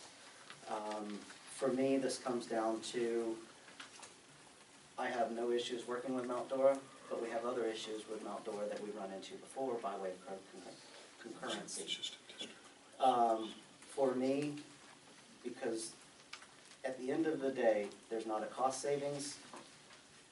There may be better service, there may not. What I'm looking at is where we're at. And so moving forward, if concurrency is on the table, if there's a reason for us to enter into it, then I can support it. But to change just for the sake of change, I'm not going to get there. Okay. Roseanne. Well, when the chief came and spoke to us before, I was one that says that I could support this. My questions were, have you talked to sheriff quarters? You know, how will it all work? I guess a concern that I have tonight is now only that you don't have this grant. And if you don't get this grant, how is this going to be funded? Can I answer that? Yeah, just keep it there. We're going to get all their questions and you can answer them all. I'd like to hear the answer. You want to hear the answer? Yeah. Okay, go ahead. Because I may or may not have to ask another question. Thank you. When I came, and thank you, when I came on June 16th, I came with full support of our city council on wanting to start a community-based school resource officer program. And to answer your question, the council, I made them aware of the federal grant, community-oriented policing grant, which Dr. Moxley says she's familiar with. In my past life, I'm familiar with it as well. It's a 3-year grant, which is basically to kickstart a program in a community. And in the 4th year, the city has to be on board to continue it. Our council is committed to continuing this for the next 30, 40 years. And they said if we do not get the grant, they will still support their share of what the difference is. And we looked at the current grant contract with the sheriff's office, which is $34,000 per deputy. And we're okay with that. It's below what we pay our officers as well, and benefits and everything else, cars, equipment. But the city is fully supportive of this program. The mayor was here earlier. She had to go. The vice mayor's here now to reiterate, if he has to, that they are in full support. If we do not get this grant, and I believe Dr. Moxley brought up with Deputy Chief Bell supplanting, and just maybe if I can address that, that's why we would put in officers into the schools. We can't call them school resource officers, because I would reapply next year for the COPS grant. I think we have a very good chance at getting the grant, but you never know what's going to happen upstairs. So with that said, they will continue to support it. The officers that I will be putting in the schools are already certified. We just cannot call them school resource officers so I can put back in for the grant. But they have the certifications and everything that they need to. They've already been selected. They've met with the principals. And I hate to put the cart before the horse on the grant and everything like that, but that's just how the system works. It's kind of like juggling the balls, keeping them in the air. But thank you. The city would cover their 75%, I guess, is what we were talking about. Okay, I think that's where the confusion is.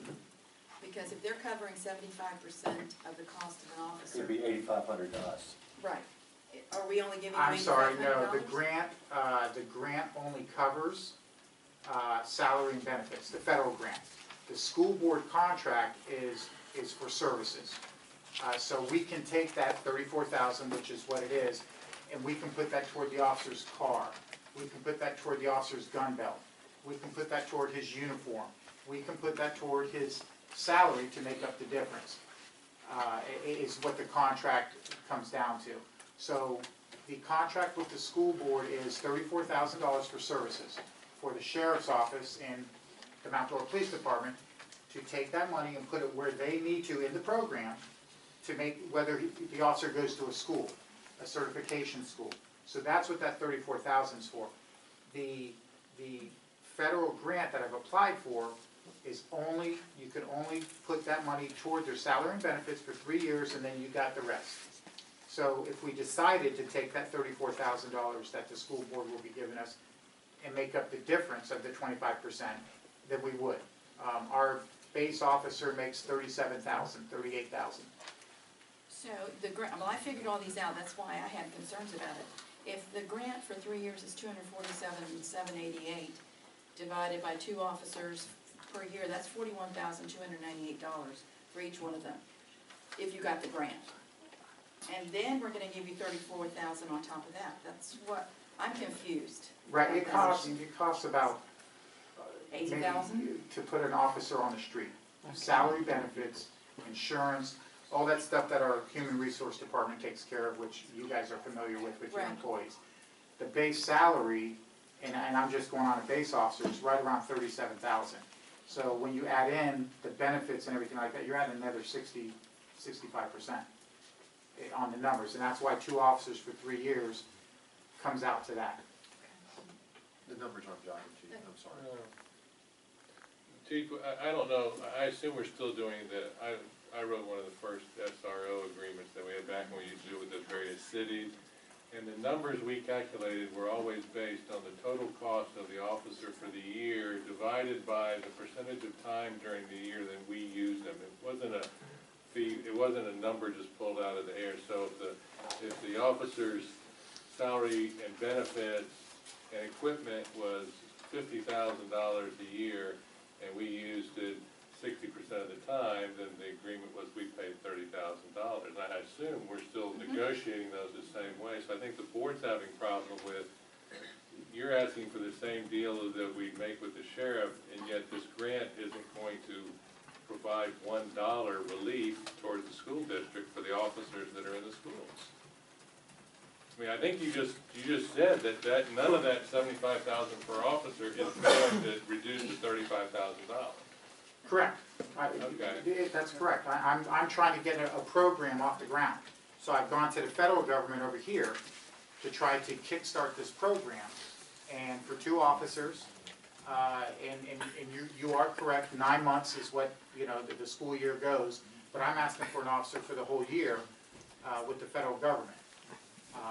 So I don't know if we're talking about 2 different issues here, but you're absolutely correct. I'm not asking for relief from the $34,000. The contract, as I read it, and I may be wrong, was the school board contract with the sheriff's office is $34,000 for services. And they're not really delineated except for you'll be there during the school time hours, you'll be there for after-school activities, and all those that go around the school, which we are fully committed to. And our contract that we have sent to you mirrors the sheriff's office contract. But I think the superintendent's issue was, and when we talked about it, is that we assumed if you got a grant to pay the police officers in the schools, that would reduce the cost of the police officer, and the school board would at least get some benefit from the grant. What you're saying right now essentially is you could get a grant for $5 million for schools, that the school board's still gonna pay $35,000 an officer. Right, okay, so, and I think what Dr. Moxley was alluding to earlier was we need to go behind closed doors and negotiate, but, you know, for that relief is what I'm hearing. I was just asking, you know, if the sheriff's office had a grant, would we ask the same thing? And I don't want to be sure. Okay. All right. You know, right now, I'm just asking for what the sheriff's office has to kickstart the program, so I'm willing to go back to my city council who fully supports this and to see what we can work out as far as relief for the school board for 3 years of the contract. But I'm assuming if we go down this road, after that, if we get the grant, after 3 years, we'll go back and get what's equal to the sheriff's office. But if we don't get the grant, which we'll find out in mid-August, then we will go back to the regular numbers. And I can't speak for my city manager, but I do come here in earnest, and I know you said the numbers don't match. I respectfully disagree. But it's for full-time officer, and we can go over that, but. Dr. Moxley. I think where we are is, we're being asked to pay the same service, if we're the consumer. So we're being asked to identify a service provider. In this case, we've been with one organization and we pay a set amount, and we negotiate that every year. And if there's costs that go up, and we understand that, you know, that's all up for discussion every single year. I'm now being asked to now have 2 contracts with 2 different vendors, or service providers, if you will, and pay the exact same amount. But at this point in time, we're gonna have an increased workload because of that. We're gonna have some differences in different protocols, different agencies, those kinds of things. And the reason to do that is because this COPS grant is coming on board to jumpstart a program, but yet there's not a motivation, if you will, or a reason for me to change service providers when we've had good service out of the service provider, if you will. So the incentive there is, because a grant is coming, to pilot a program to see if it works, just to get the benefits that you've outlined. I guess, you know, that's where I'm at. And I understand that, and I would be more than glad to sit down with you. I want to partner with the school board, and so whatever we can do to make it happen. And Chief, you do need to take the comment that Todd brought back. I'm sorry that the mayor left, but Vice Mayor's here. We have had issues with concurrency. You're the only city that dropped out of concurrency, and that needs to go back in so that we have the 14 municipalities. I completely understand that. And you need to say who you are, sir. Ryan Donovan, Vice Mayor, City of Mount Dora, and we'd be happy to look at that. I think, you know, there's some more information we need to get, because I think we we did something and looked for a response, and I'm not sure that we got a response from the school board. So I'd like to revisit that. That can, you know, we're open to that. What I would hate to do, though, is tie that issue to this issue and have that be the way you make your decision. I think they're two separate issues.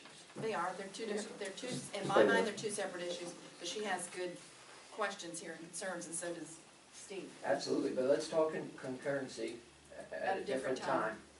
And the reason I bring that up, and from my standpoint, if we're gonna trust and we're gonna work together, then we need to do it on both fronts. And I'm just telling you that you don't have my vote unless we're gonna do it on both fronts. I can't be. So you're tying it together? I'm not tying it together, I'm just telling you that it puts us as a school board and a community, if we're talking about doing what's right for the community, you know, with Beltway coming in and everything else, that puts us as a school board in a very precarious position. And I have no problem working with you, I have no doubt that they can do the job whatsoever.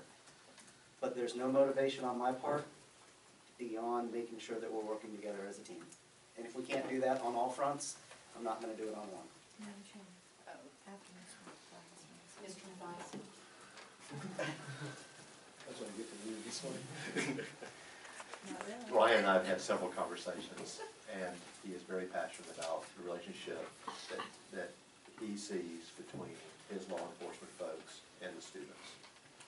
And I have concerns and have from the very get-go about the umbrella of security. When the discussion came up about the cost of the officers, and Chief, you and I had that conversation. Later, I understood about this grant, and here, let me be very clear with where I am.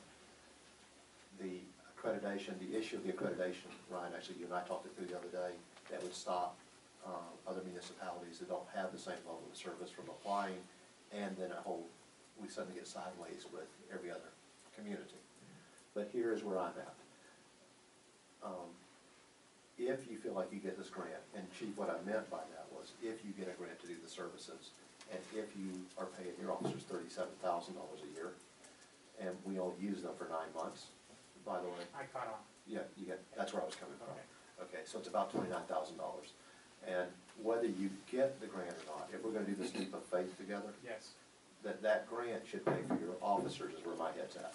And if you don't get the grant, then the city of Mount Dora, who embraces the concept so much that they're willing to cover it, and that then there's a benefit to the district, you see, there's a benefit to the district for us to take that lead and the coordination that we have. In other words, what I'm going to be very clear about is we're not going to pay you anything. That you're going to provide those officers, you're going to get your grant, and your grant's going to pay for these policemen for 3 years. After that, then I think it's fair that we then partner.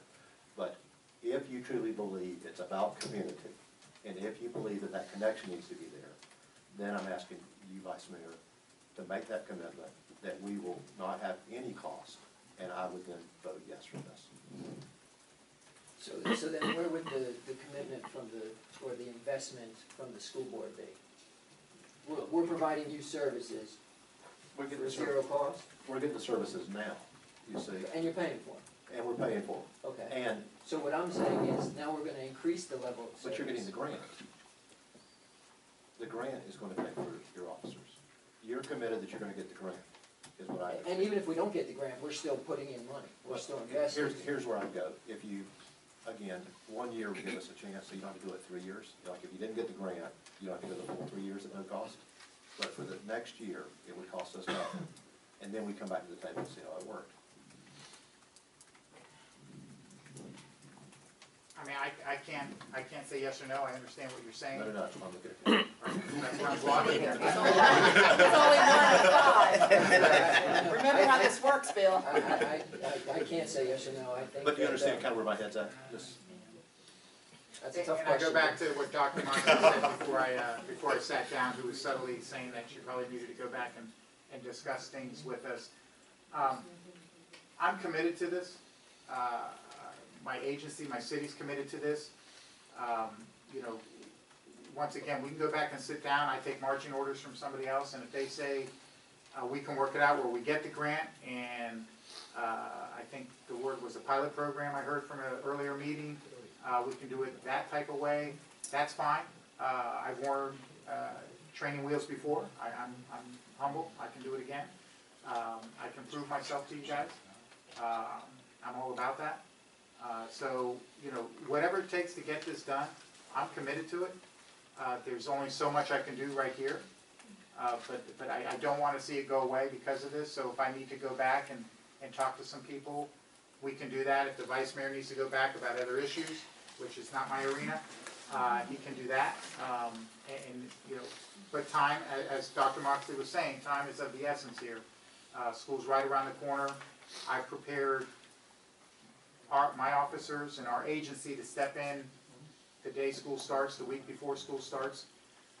You know, we've already been out to meet the new principal, et cetera, but, so we're fully committed. What we need to do with the fine print, we can sit down and do that.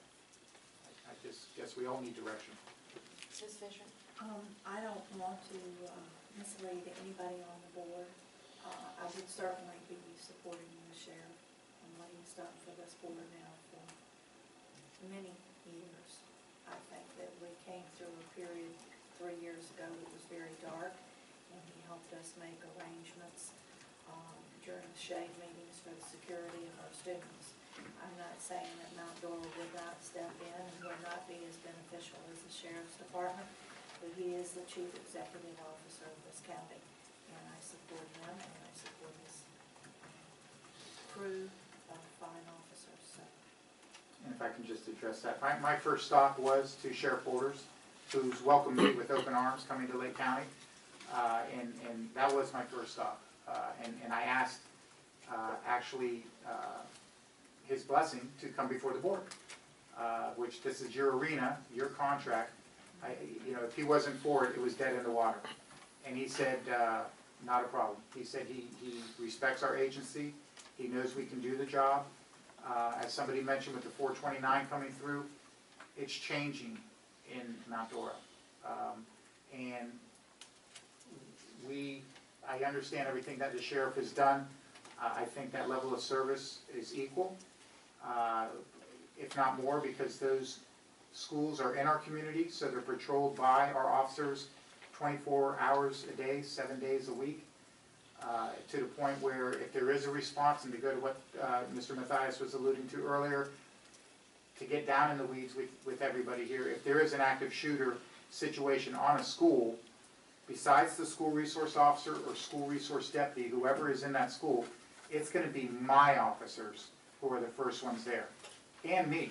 I am 1 minute away from the middle school. I'm throwing on a vest, and I'm in that school to protect the children. Now, don't get me wrong, it's also going to be Eustis, it's also going to be Tavares, and it's going to be the sheriff's office, because everybody's coming to the scene. But it's my officers first. We train every year in those schools. We know those schools. We have training set up for later this month in the middle school. So I do respect your comments, and the sheriff has done a wonderful job here, and he was my first stop, and I have his support. Okay, and may I say something right now? Yes, ma'am. I want to see what's best for students, and I am currently and will always be the last board member that ever saw a child hurt and killed in Lake County on a school campus. It is not fun, and it was the sheriff's department that came. I'm sorry. Thank you. Dr. Moxley? At this time, well, there's no action to be taken, so I'm hearing your comments. My concern is school starts on the 18th. We have a meeting on the 11th. Does that give sufficient time? Yes. Okay. Because that's the only meeting I have to bring. I have to bring back the sheriff's two agreements, because the parties before you today are only talking about 2 schools out of 25, so Okay. an agreement is coming back. Pardon? I'm sorry, before my vacation, we scheduled a meeting anyway, I think, for this week, so. Right. And so the sheriff's department's agreement is coming back regardless. And whether it's 25 or 23, that will be the... How is because I visited with the SROs after I was elected, and they have captains and sergeants, and how is that cost if you begin to pull away? You still going to need that authority. Well, therein lies one of the concerns, Mr. Mathias, you captured one of my concerns, in that when you have multiple agencies, you follow the protocols of each of those agencies. So the schools that have an SRD, which would be under the sheriff's department, they would be following his protocols and whatever support he has given to those schools. And this has been my experience from 15, and Mrs. Fisher, you and I have been working together on this, I know over the years, many years ago. When we had multiple agencies before, then we had to go to this city and we dealt with their protocols and whatever their hierarchy structure is. Now, Chief O'Grady has, been very candid about pointing out that he would be there and who, the different supervisors and that type of thing. We talked about the sheriff brings his canine officers, and when we have any of those types of services and random, we've just had all of that. Again, they're providing whatever their agency has the resources to provide, and obviously the larger the scope, the larger the number of resources. So it is a problem if, when you get down to agencies that have very limited resources. Chief, do you know about Claremont, because they're the other accredited, right? Yes, they're accredited with stipulations, yes. They're not quite They have fully. dogs and all that stuff? They have dogs, we have dogs, yes. Yeah, I know you have dogs. Yes, yes, they have. They're a full-service agency as well. But you said with stipulations, what does that mean? They went before the board and there were some issues with some of their policies, so they have to fix those. They have a year to fix them before they get fully accredited. So they're not fully accredited? Correct. You're the one They're that's fully accredited with stipulations. The Mount Dora Police Department and the Lake County Sheriff's Office are currently fully accredited in Lake County. Claremont PD, don't get me in a fight with Chuck Broadway, they just went before the board of accreditation, and they were given a certificate with a note underneath it that they have to correct these things before they can become fully accredited. Leesburg hasn't applied for it, I don't know.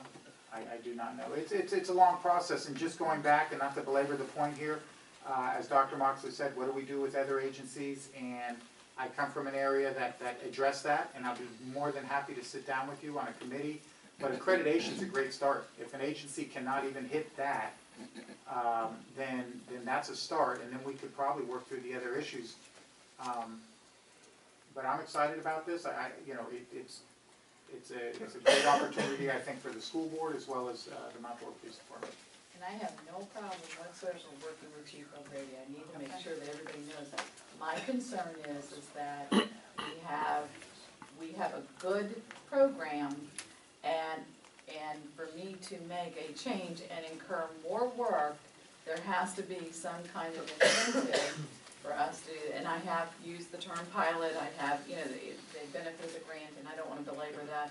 I guess my concern is that at this point in time, we don't know whether there's a grant or not, those kinds of things. So there's a lot of things that have to be addressed. And I just kind of I think the city of Mount Dora is looking at that as the community impact part of it. So there is an incentive by having a local jurisdiction working in the schools that have them.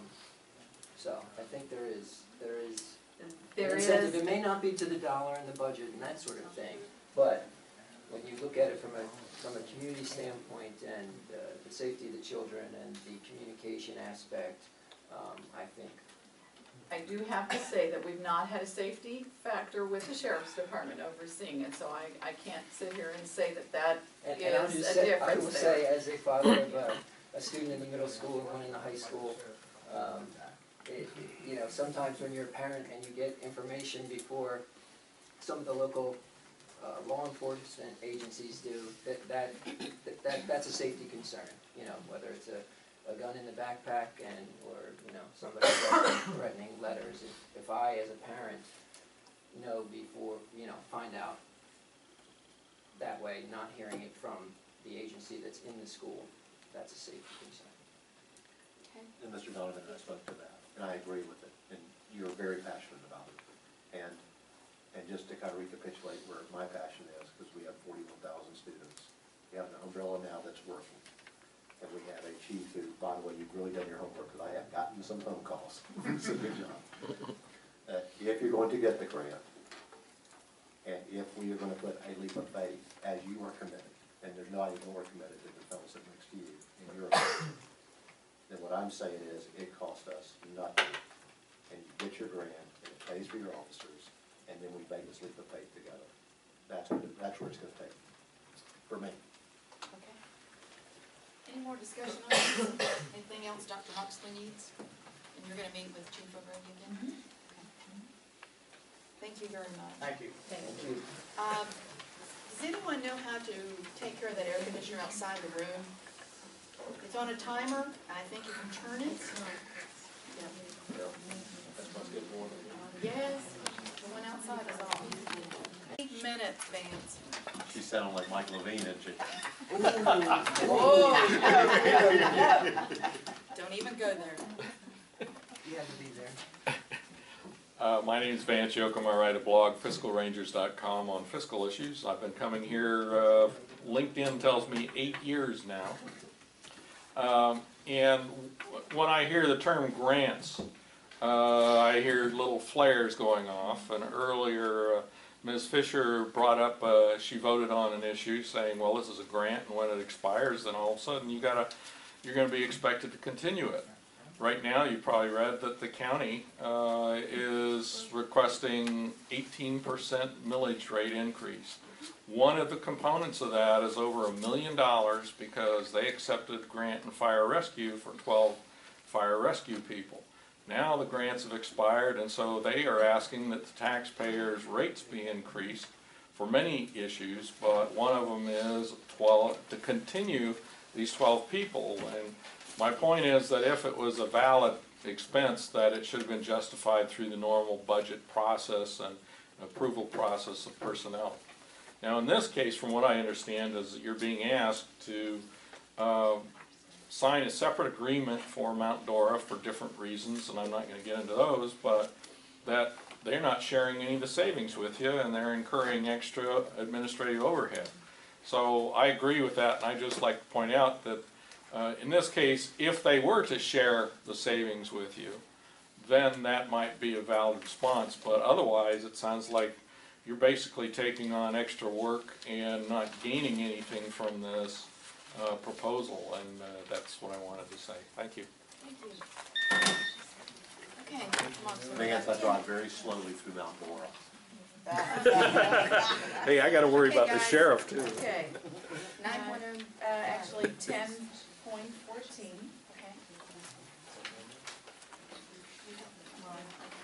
Okay.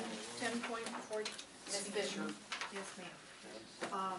In looking through this, particularly the documentation, and I know that it's a good piece of work, but it had several no's on the items that referred to gang violence, gang signs, gang training, work in progress.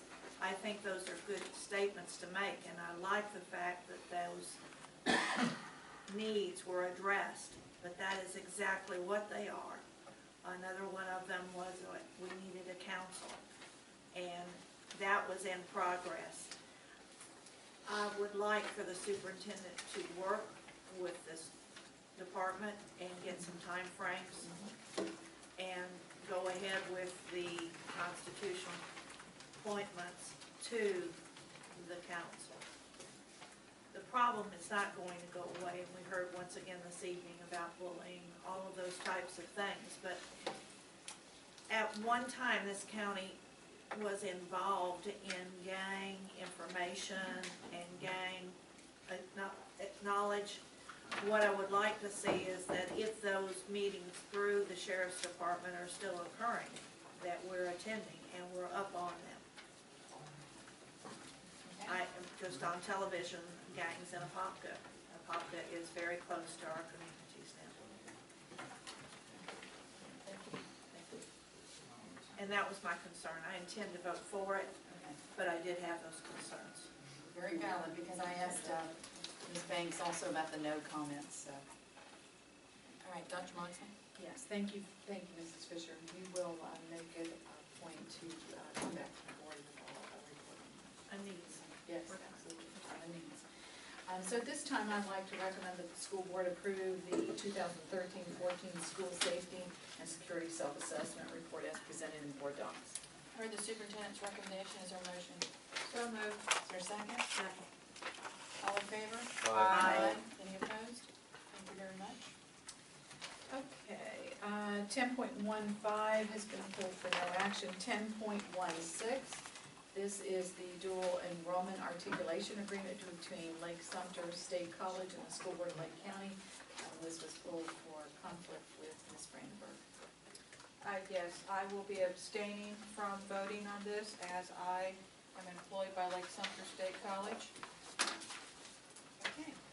At this time, I'd like to recommend approval of the dual enrollment agreement between Lake Sumter State College and the Lake County School Board for the 2014-15 school year as presented in board docs. You've heard the superintendent's recommendation, is there a motion? So moved.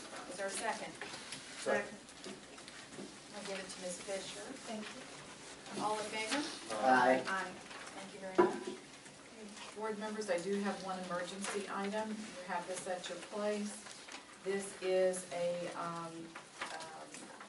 21st Century Community Learning Center grant with the Boys and Girls Club.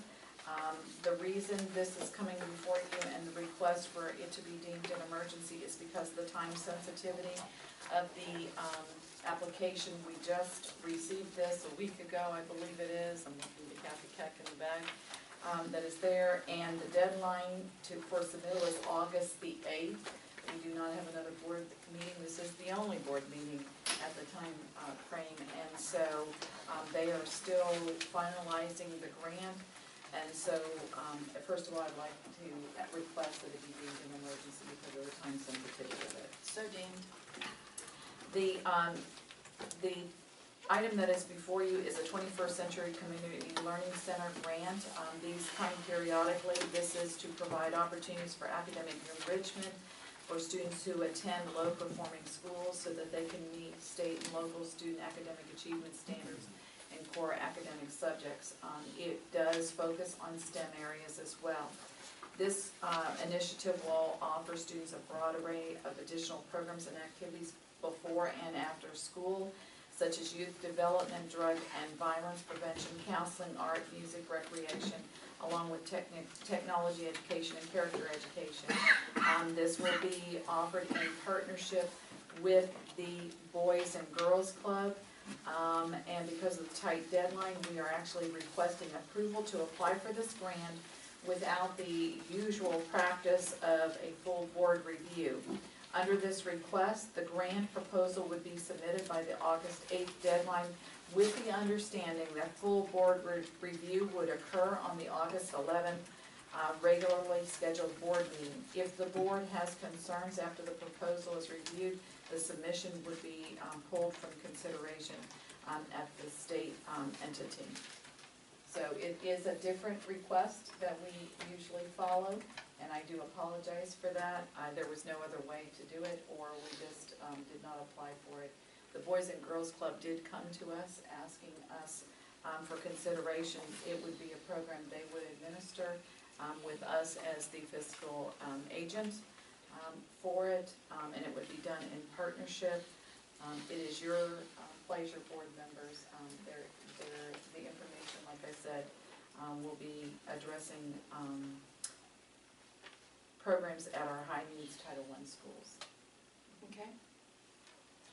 My question is this a multi-year grant? And how much is the grant for? Yes, I'm going to ask Kathy Keck if she'll please come forward. She has all the information about the grant.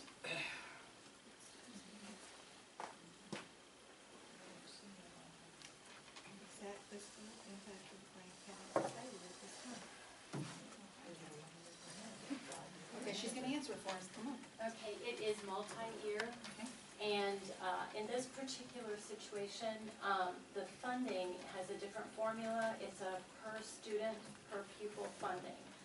So we've discussed funding 50 students at each of the two middle schools, Oak Park and Carver. And the funding would be probably between $70,000 and $80,000 per year over a 5-year period. And we also have Freddie Williams from the Boys and Girls Club, and they have generously agreed to help us out with, it's a reduced funding each year over the 5 years, 5% each year beginning in year 2, and they're going to help us make up that difference of the 5%. And Freddie, come on up to the table. You're going to end up having to say something. She keeps looking at you, so we need you up here. So you're saying 50 middle school students from my two schools, Carver Middle and Oak Park, will they be transported to the Boys and Girls Club in Leesburg, or will these be held at the respective schools? They'll be at the schools. Okay. Each of the schools, 50 at Carver and 50 at Oak Park. And so this will be 5 days a week after school? 3 days a week. We discussed 4 days, but the program is really laid out for 3 days a week, 3 hours a day, or 9 hours total for middle school students. So it would go from when they get out of school at 4 o'clock to 7 o'clock?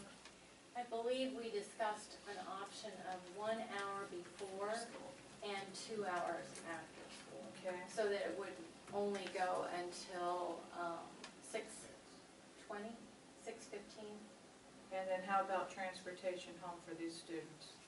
We have discussed that, and we would either provide a bus for them, or the Boys and Girls Club have some transportation options also. So with regards to that, will we have to come up with separate funding to offset some of these costs? No, the costs will be covered with the grant money and the 5% difference.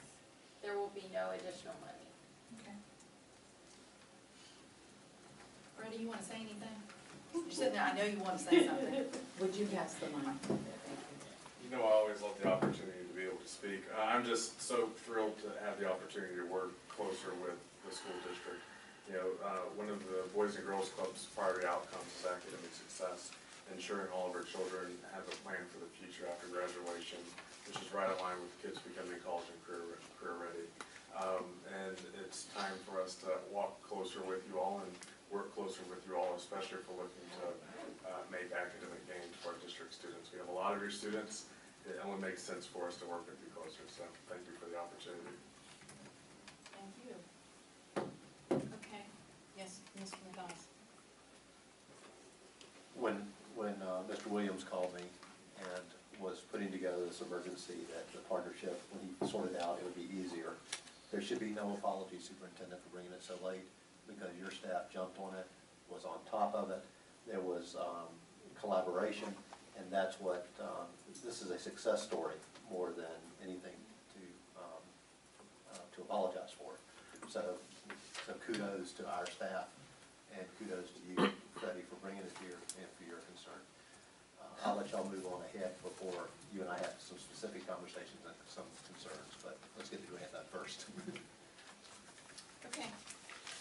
So your recommendation? Yes, my recommendation is that I recommend that the board approve the submission of the 21st Century Community Learning Center grant to meet the August 8th deadline, with the stipulation that the full document would be presented to the board on August the 11th, and if there is any concern, we would then withdraw submission at the board's direction at that time.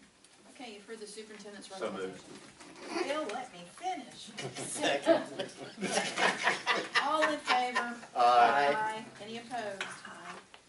Because it's a grant, correct?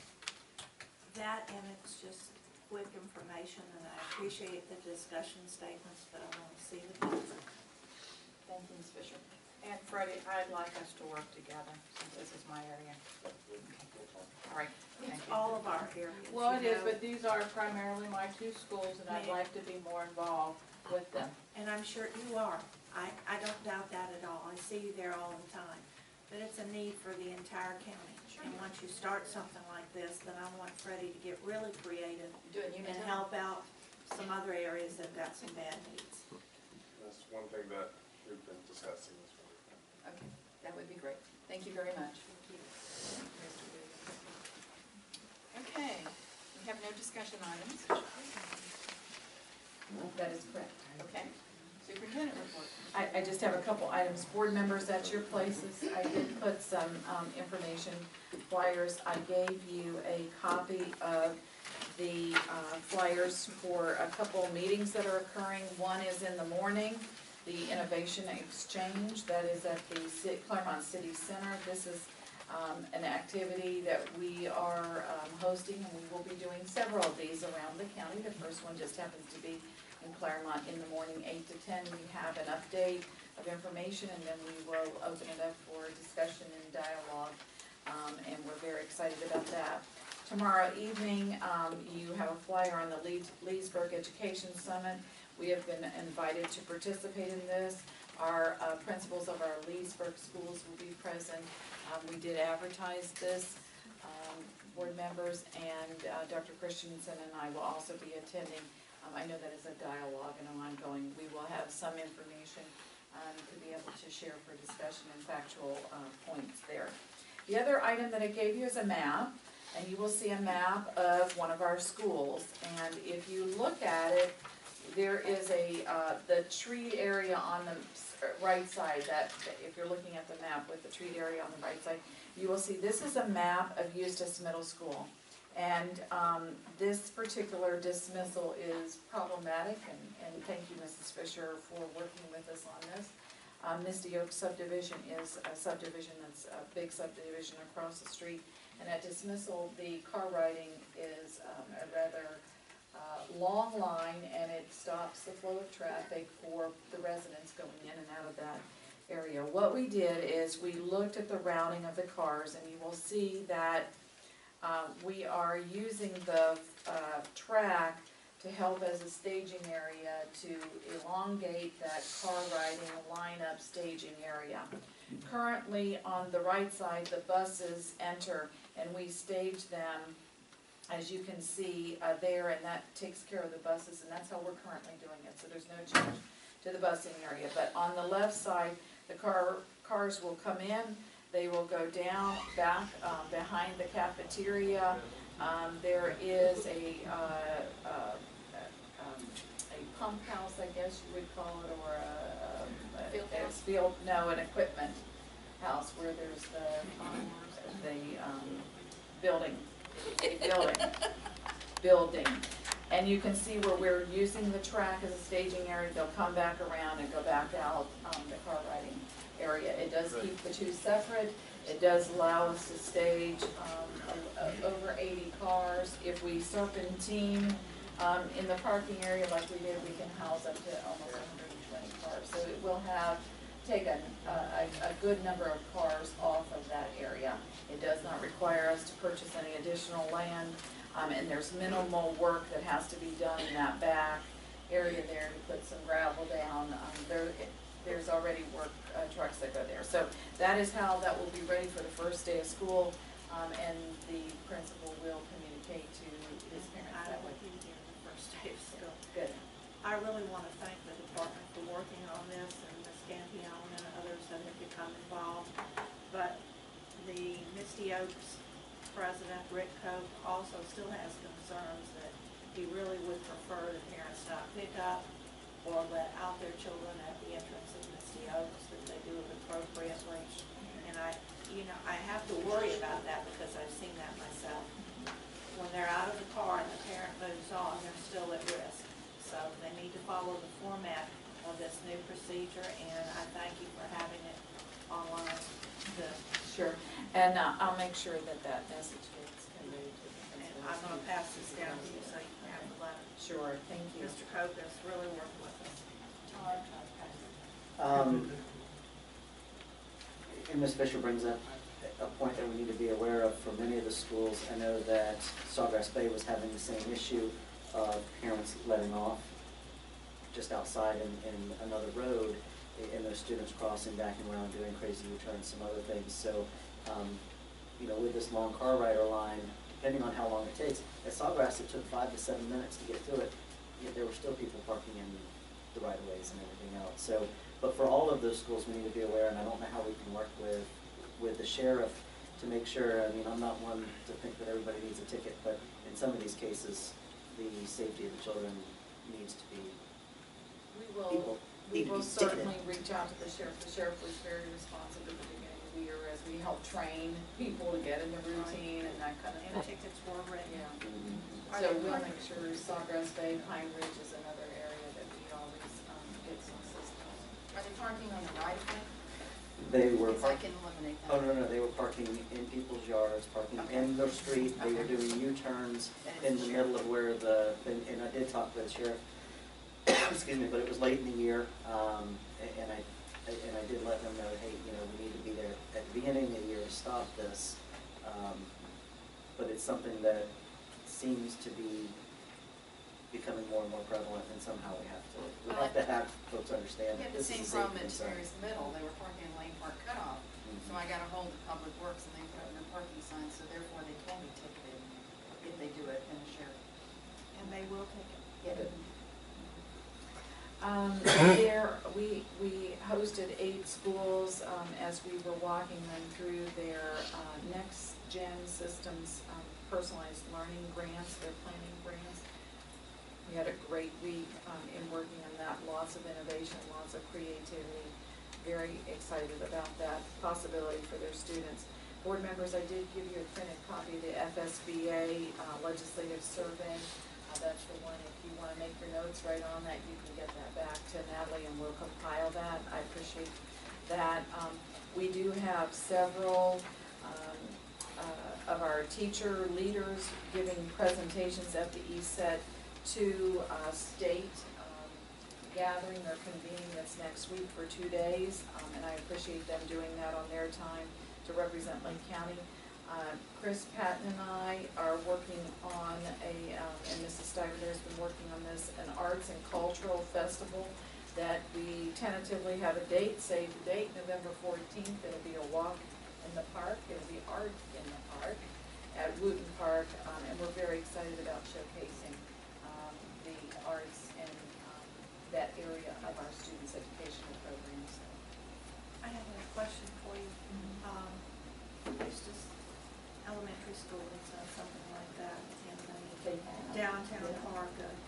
What I would like to say is that they do allow the sale of the children's art, and I would hope you're going to do that. Yes. Yes, thank you. The committee that Chris put together has the teachers, the instructors from the schools that are involved, and that was one of their, they have t-shirts, they have artwork, they have other things. Eustis Elementary did a fantastic job, so. There was one other item that I wanted to address that came up during public input, and that was regarding a couple positions. I have put a hold on the director of facilities. I know that was advertised, but I am re-looking at that, and the need to fill with that. I did take a tour of Eustis Heights last week, and lots of, it's coming along nicely, and, you know, Bill Giffing and Mike Moore are right on top of that project, and Beans where we are with the Cypress Ridge. I think those are the 2 projects we have going. I did put a hold on that. It did get advertised, but that's as far as it's gone with that, so I wanted to provide clarification for that. The other thing is that the executive director for academic services, I am putting a hold on that one. I'll be bringing an update as to how I've reassigned some responsibilities at our next workshop. Yeah, so I want to be aware of why I'm not advertising that at this point. Okay, is that it? That's it. Letters of condolence? I did send a letter of condolence to Amy Cockcroft for the passing of her father. Madam Chair, if we could send a letter of condolence to the Ledison family after Eric Luther's son passed away. Let me say the name again. Ledison, Ladesic. Ladesic, okay. Yes. Okay. Last week. Board member comments, Ms. Fisher. Yes, ma'am. I did want to bring up that tragic death. Young man was a 7th grade student, going to be an 8th grader at Umatilla Middle School. So that's tragic, and it really broke my heart because it was an act that many young boys do, and that's find a boat and try to make it navigable. And I think of Dr. Howard does that a lot. He's turning up over here, right? Yeah. It was a shame, and my heart goes out to the family. Want to give special attention to a letter I got from Mrs. Bob, the mayor of the city of Eustis, and I'm sorry she's no longer still here. The city of Eustis has authorized 1 hour a week leave time to any employee interested in mentoring a student. She is telling them to contact Adrian Boyd, and I think that's just a wonderful thing. The city of Eustis, once again, out of tragedy comes beautiful things. That's all I have to say. Thank you. Bill?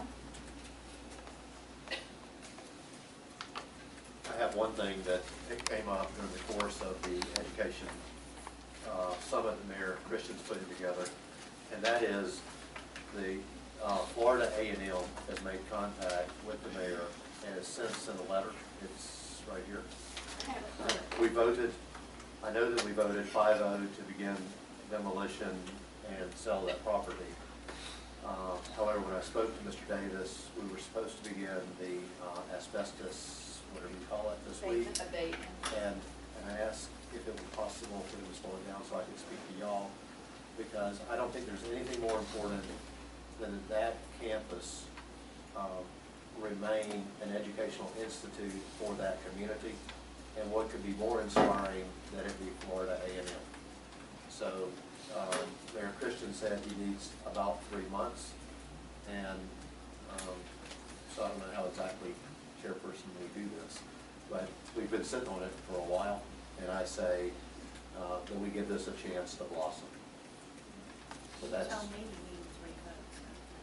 No, he said 3 months, because I asked for it to be time specific, and it was 3 months. Tell me 3 votes. 3 votes, 3 months. So Okay, Joe Bill. Tomato. I can only speak for my vote. But anyway, I don't know how we exactly do this, but if we could, I don't see what it would hurt. And it could be a huge benefit to that community. So what you're asking is for us to wait 3 months and give him 3 months to work on this? Well, no, we're gonna work in conjunction with him. That, Am I gonna be blunt? I don't have a problem with this, but I've been working on this Dabney thing since I got on this board.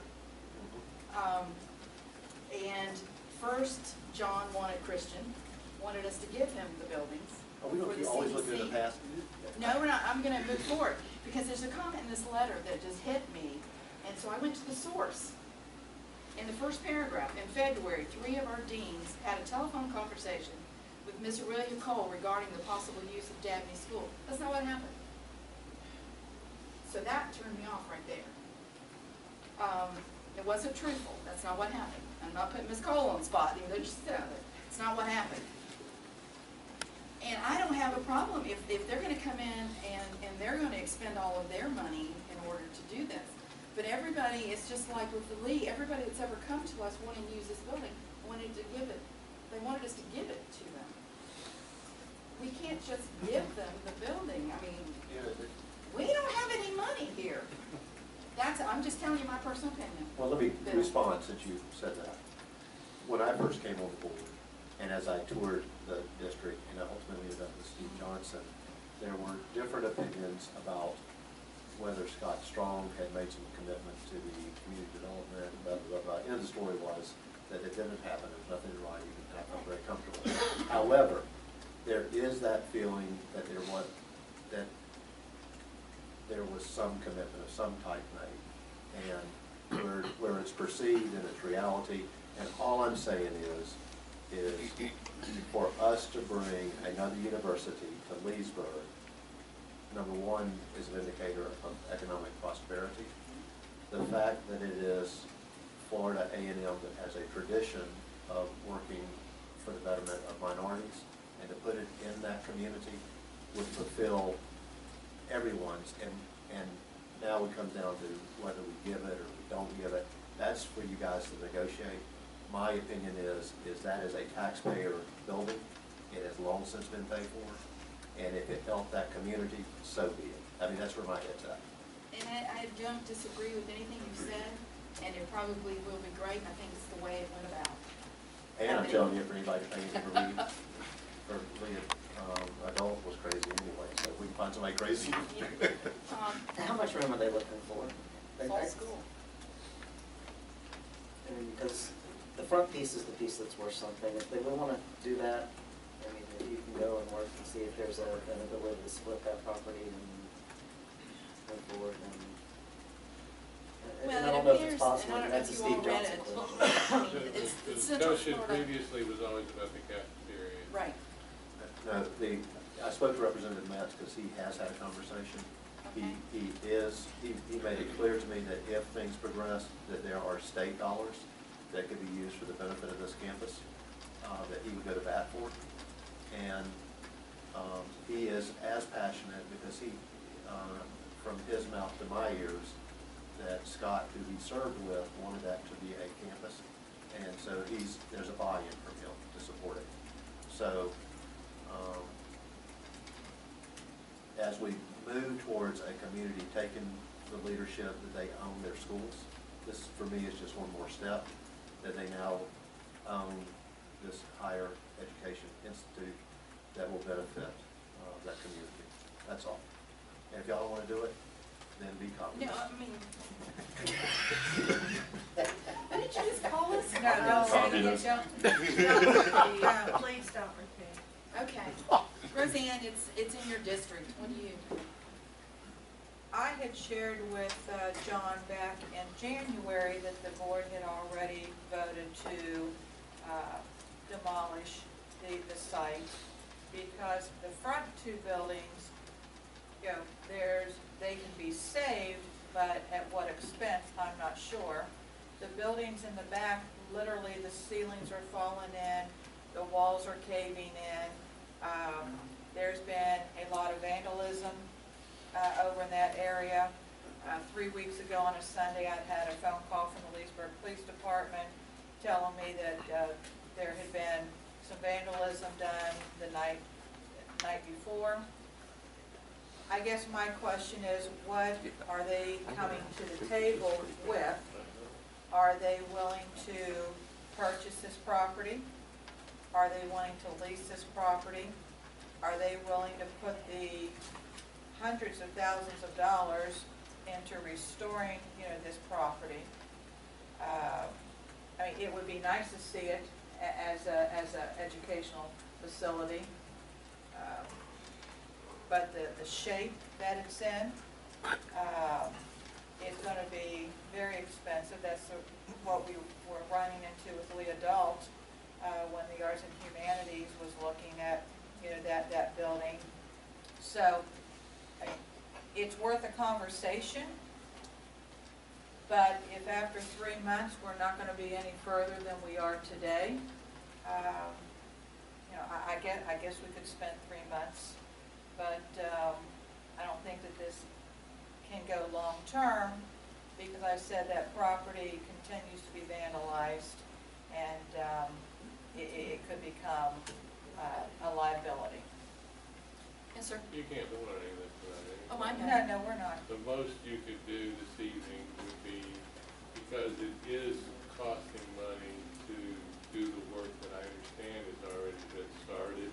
No, it hasn't started yet. It hasn't started at all? No. Okay, then, the most that you could do would be to ask the superintendent to put off doing any demolition until you get this item on a meeting for discussion. That would be the most you could do it.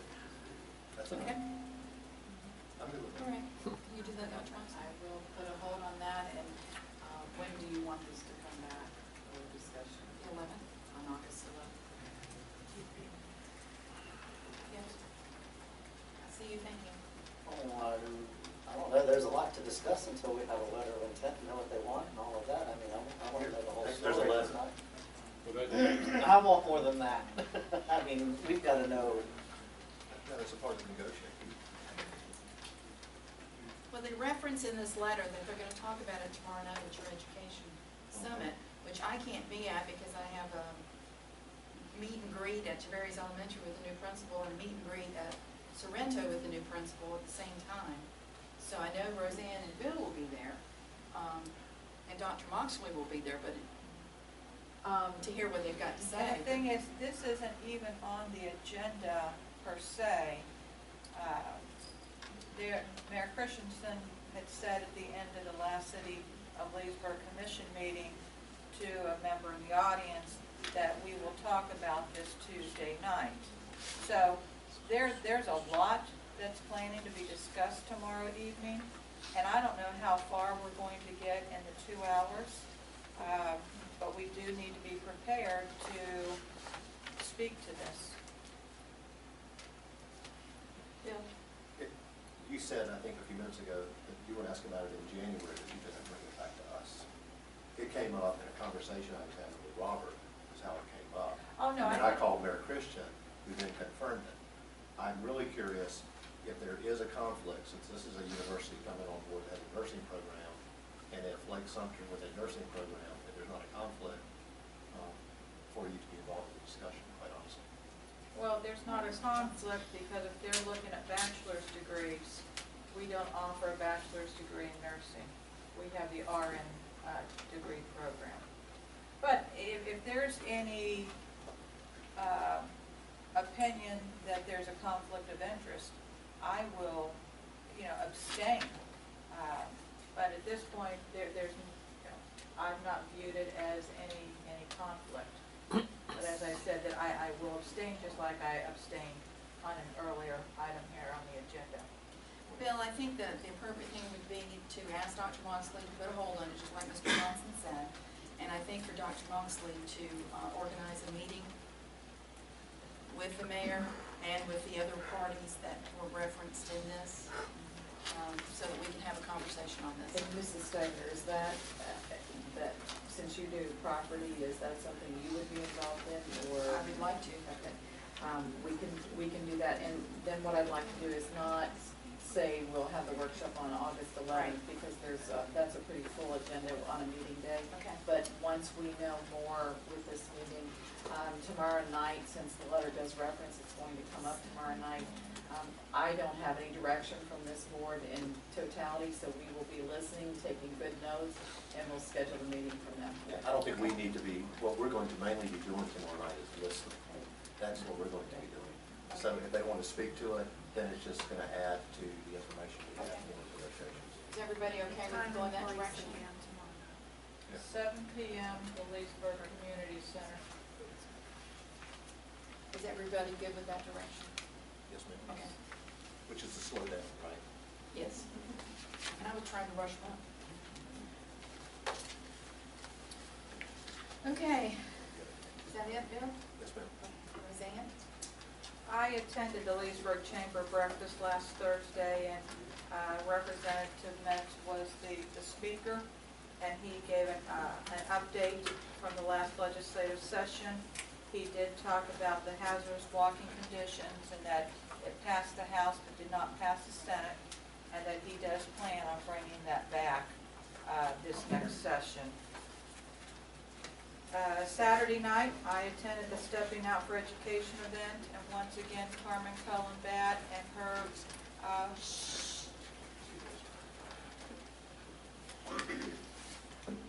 Go ahead. Guys, quit talking when she's talking. Go ahead, I'm sorry. So Carmen Cullen-Batt and her staff put on another outstanding event. Do want to congratulate Freddie Williams. Freddie won Best Male Dancer and the audience favorite. And Dr. Melissa Desjardins, our principal from Fruitland Park Elementary School, won Best Female Dancer. But all of the dancers really put their heart into it, all for a good cause, and that is for the educational system of Lake County. So I would just like to thank all of them. And we've mentioned the Education Summit, and I do encourage people to attend that tomorrow evening. It's going to be a positive evening. It's about engaging the community with our schools. And so we look forward to that going on, and I see Robert Sargent sitting in the audience this evening. Oh, that's just a sign, Mr. Bell. I don't know, ask the Everybody staff. is supposed to sign it. We're trying to get it signed before you get out of here, because when the meeting's over, you take off. Oh. Which is Now, just what the they're supposed public to is do. heard. Okay, thank you very much, Todd. I just have a question. Does anybody know the time and date of the hoops meeting in South Lake? 'Cause I'd like to attend the Leesburg Summit, but I also know that I need to go to that one to bring that information back, so. Roseanne has it on her phone. There's one tomorrow. That's my problem, is that I think it's conflicting with tomorrow night. I'd like to go to Leesburg, but if I need to go to that, then I go to that. Well, the one thing I was speaking to Commissioner Campy on is doing like almost like our own, because every day, because the next one's the hot night. And so Well- every time they're having one of these presentations. If you guys are going to the Leesburg, I'll go to the other and bring that information back. Oh, that'd be That's what I'm amazing. trying to do. That'd be amazing. I just want to make sure that It's tomorrow at 6. We're just having social hour. up That's here. what I It's needed. not a problem at all. Tomorrow at 6. Well, then there's another one on August 4th. Okay, I have one item. Dr. Moxley and I and Lauren DeRitter met with Commissioner Parks, Wendy Breeden, and Bobby Bonilla from the Parks Department last week, and we went over with them that the perception that the public has is incorrect. Our schools are used by community people all the time. Here's an example of what we have going on, and they were shocked. Yes, the Board of County Commissioners does not use our facilities, but all of the entities throughout the county do, such as the Twirlers, the Carver Heights Church of God, Pig on the Pond, South Lake Recreation, the dance community. We have, yes, they are used. They were amazed. But what did come out of the meeting is they would like for Dr. Moxley and I to come to a meeting in October after we have gone through our use of facilities and ironed out some of the issues that we still have with that use, and bring that forward with them, to them. Sean was going to tell the board at the next meeting that we did have this meeting, that we are working together on it. Also, Lauren DeRitter, Dr. Moxley asked her to get with Adam and with Robert Chandler and work on some issues there with liability issues that she had concerns about. So they are meeting next week or the week after. So we're moving along on that, and our great attorney will be bringing back the use of facilities for us to discuss and add to. Right? Sure. Sure. So that has been taken care of, and I wanted you to know that. We also sent a letter to Groveland, and since it is in Mr. Matthias's district, We've been playing phone tag. I asked him to get with the new city manager down there, Mr. Redmond, but I think they will come back with the busing transportation cost. They just need the breakdown. So I think we have done everything we need to do. Anything else? Mr. Johnson? Yes.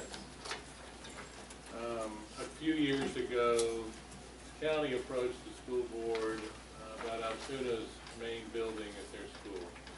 You realize Altoona is a charter school, and it has been leasing the facility that used to be Altoona Elementary School, and the district operated it at the price of $1 a year at that. And it continues to do that, and I think we just renewed their charter contract for 5 more years. Several years ago, the county came to us and said they had these CDBG money, a couple $100,000 of it, and they wanted to use it on Altoona's property to assist. I think it was Mr. Hatfield that applied for the grant through the county, and he was fixing that building up. The lease with them is that they can't use that building for anything until it meets all code requirements. So they got a agreement with us much later, after we agreed to let them go ahead and do that, and the agreement said essentially we were responsible for all the money and where it went and doing all the inspections and everything else, and we said, hold up, you can spend your $200,000 on them, but we don't want to spend $200,000 worth of our time administering that $200,000. So they ended up doing it without an agreement, and I think it was probably as recently as about 12 months ago that one of the auditors had a problem with it, and we told them that, well, you know, we never agreed to assume all the liability and do all that. So I don't know what they did with the federal auditor and took care of that problem, but they're back again. This time, they have $545,000 in CDBG money and state grants for renovations for that building. I got an email from one of the county attorneys who asked me whether we would have any problem signing an interlocal to allow them to use that money to work on that building. And I essentially told her, well, number one, as the condition would have to be that we're not responsible for anything. It's the county's grant. They're getting the federal dollars. I'm sure they're using some of that money for other things. And that if they want to, enhance that building that we do own, we might never use it again, but we own that building. And it's being used at the moment for Altoona Elementary Charter School. That would be one condition. The second condition would be that the board would have to be willing to enter into a local agreement with the county to do that. And I told them that I could assure them we would have the first requirement done, but I wasn't so certain about the second requirement at the moment, about our willingness to enter into an agreement with the county, but I asked. So I'm here asking. Ms. Fisher. Is that Is this on something? the agenda? No, ma'am. I didn't We're think gonna so. have an interlocal come back on the agenda, but I'm not gonna spend the time and money drafting an interlocal unless y'all are interested in us doing that. Bottom line, there's a lot of interest in tourism, and this might play into that. I don't know, I've not spoken with the county, nor I've not heard of it until this evening, so. I don't think that has anything to do with this grant. I don't know whether it does or not, but what I'm telling you is it's a pleasure listening to you, but I don't know anything about it. I like that. And I echo her southern style. If the building doesn't need, I don't even know what building we're talking about, but if we put 200 grand in it, and they're gonna now try and put another 500 in it, what kind of work does it really need? Because if it's just us being upon for the county to get some cash, I'm saying there's a time to say no if we. I've only seen pictures of the building, Mr. Mathias. It is the only permanent building on that particular location. It's a beautiful camelback roof building. Does it need about It 100,000? has, it might need another million. Wow. I'm serious. You're talking I mean, an that's- aged building. You're talking a building that was used. You're talking a building that is beloved by the community. The community is willing to do whatever they can, but I don't know whether they want to work hand in hand with the county or not. When they There are first rented issues the building with this. 10 years ago, I think they've had 2 charters. 10 years ago, that building, we made very certain that no students were allowed to go in that building until it had been improved and declared safe. But as one of the conditions to bring the interlocal, I can get some more information about what's being spent on the building. I've seen them strip the walls. I've seen them do so much work. It is heavy-duty work and with the best of intentions. But I would certainly want to know what they want to do and how they want to do it, and if Altoona and the charter want that. Because I've worked too hard for them to keep on working on it. But when we start talking dollars and cents, it's just like an old ship. It takes a lot to keep it going. Is Jerry committed to finishing this? This one didn't come from Jerry, it came from the county attorney's office. But I will tell you, over the years, Mr. Hatfield has always had a great deal of pride in having people volunteer to do a lot. A lot of the people at the school, the parents volunteer to do this work, and that he's always said that for the $200,000 that was already spent there, that they had $400,000 worth of work done for it. Okay, just to be clear, I talked with Jerry about this about a month ago, because I've watched this go on, and I asked him, where are you at with this? Are we ever gonna get done? He said, hopefully before he dies. So- That's exactly the answer he gives. So, if this helps move this along, bring the information to us. I'll go to him and then see. But I need to know that he's committed Yes. to. Okay. And the community itself, because Altoona has the Altoona Greater Society, which they do. Okay, Okay, that gives me some direction. is that it? That's it. Natalie, do you have anything? Yeah, that'll make fun of you. This meeting is adjourned.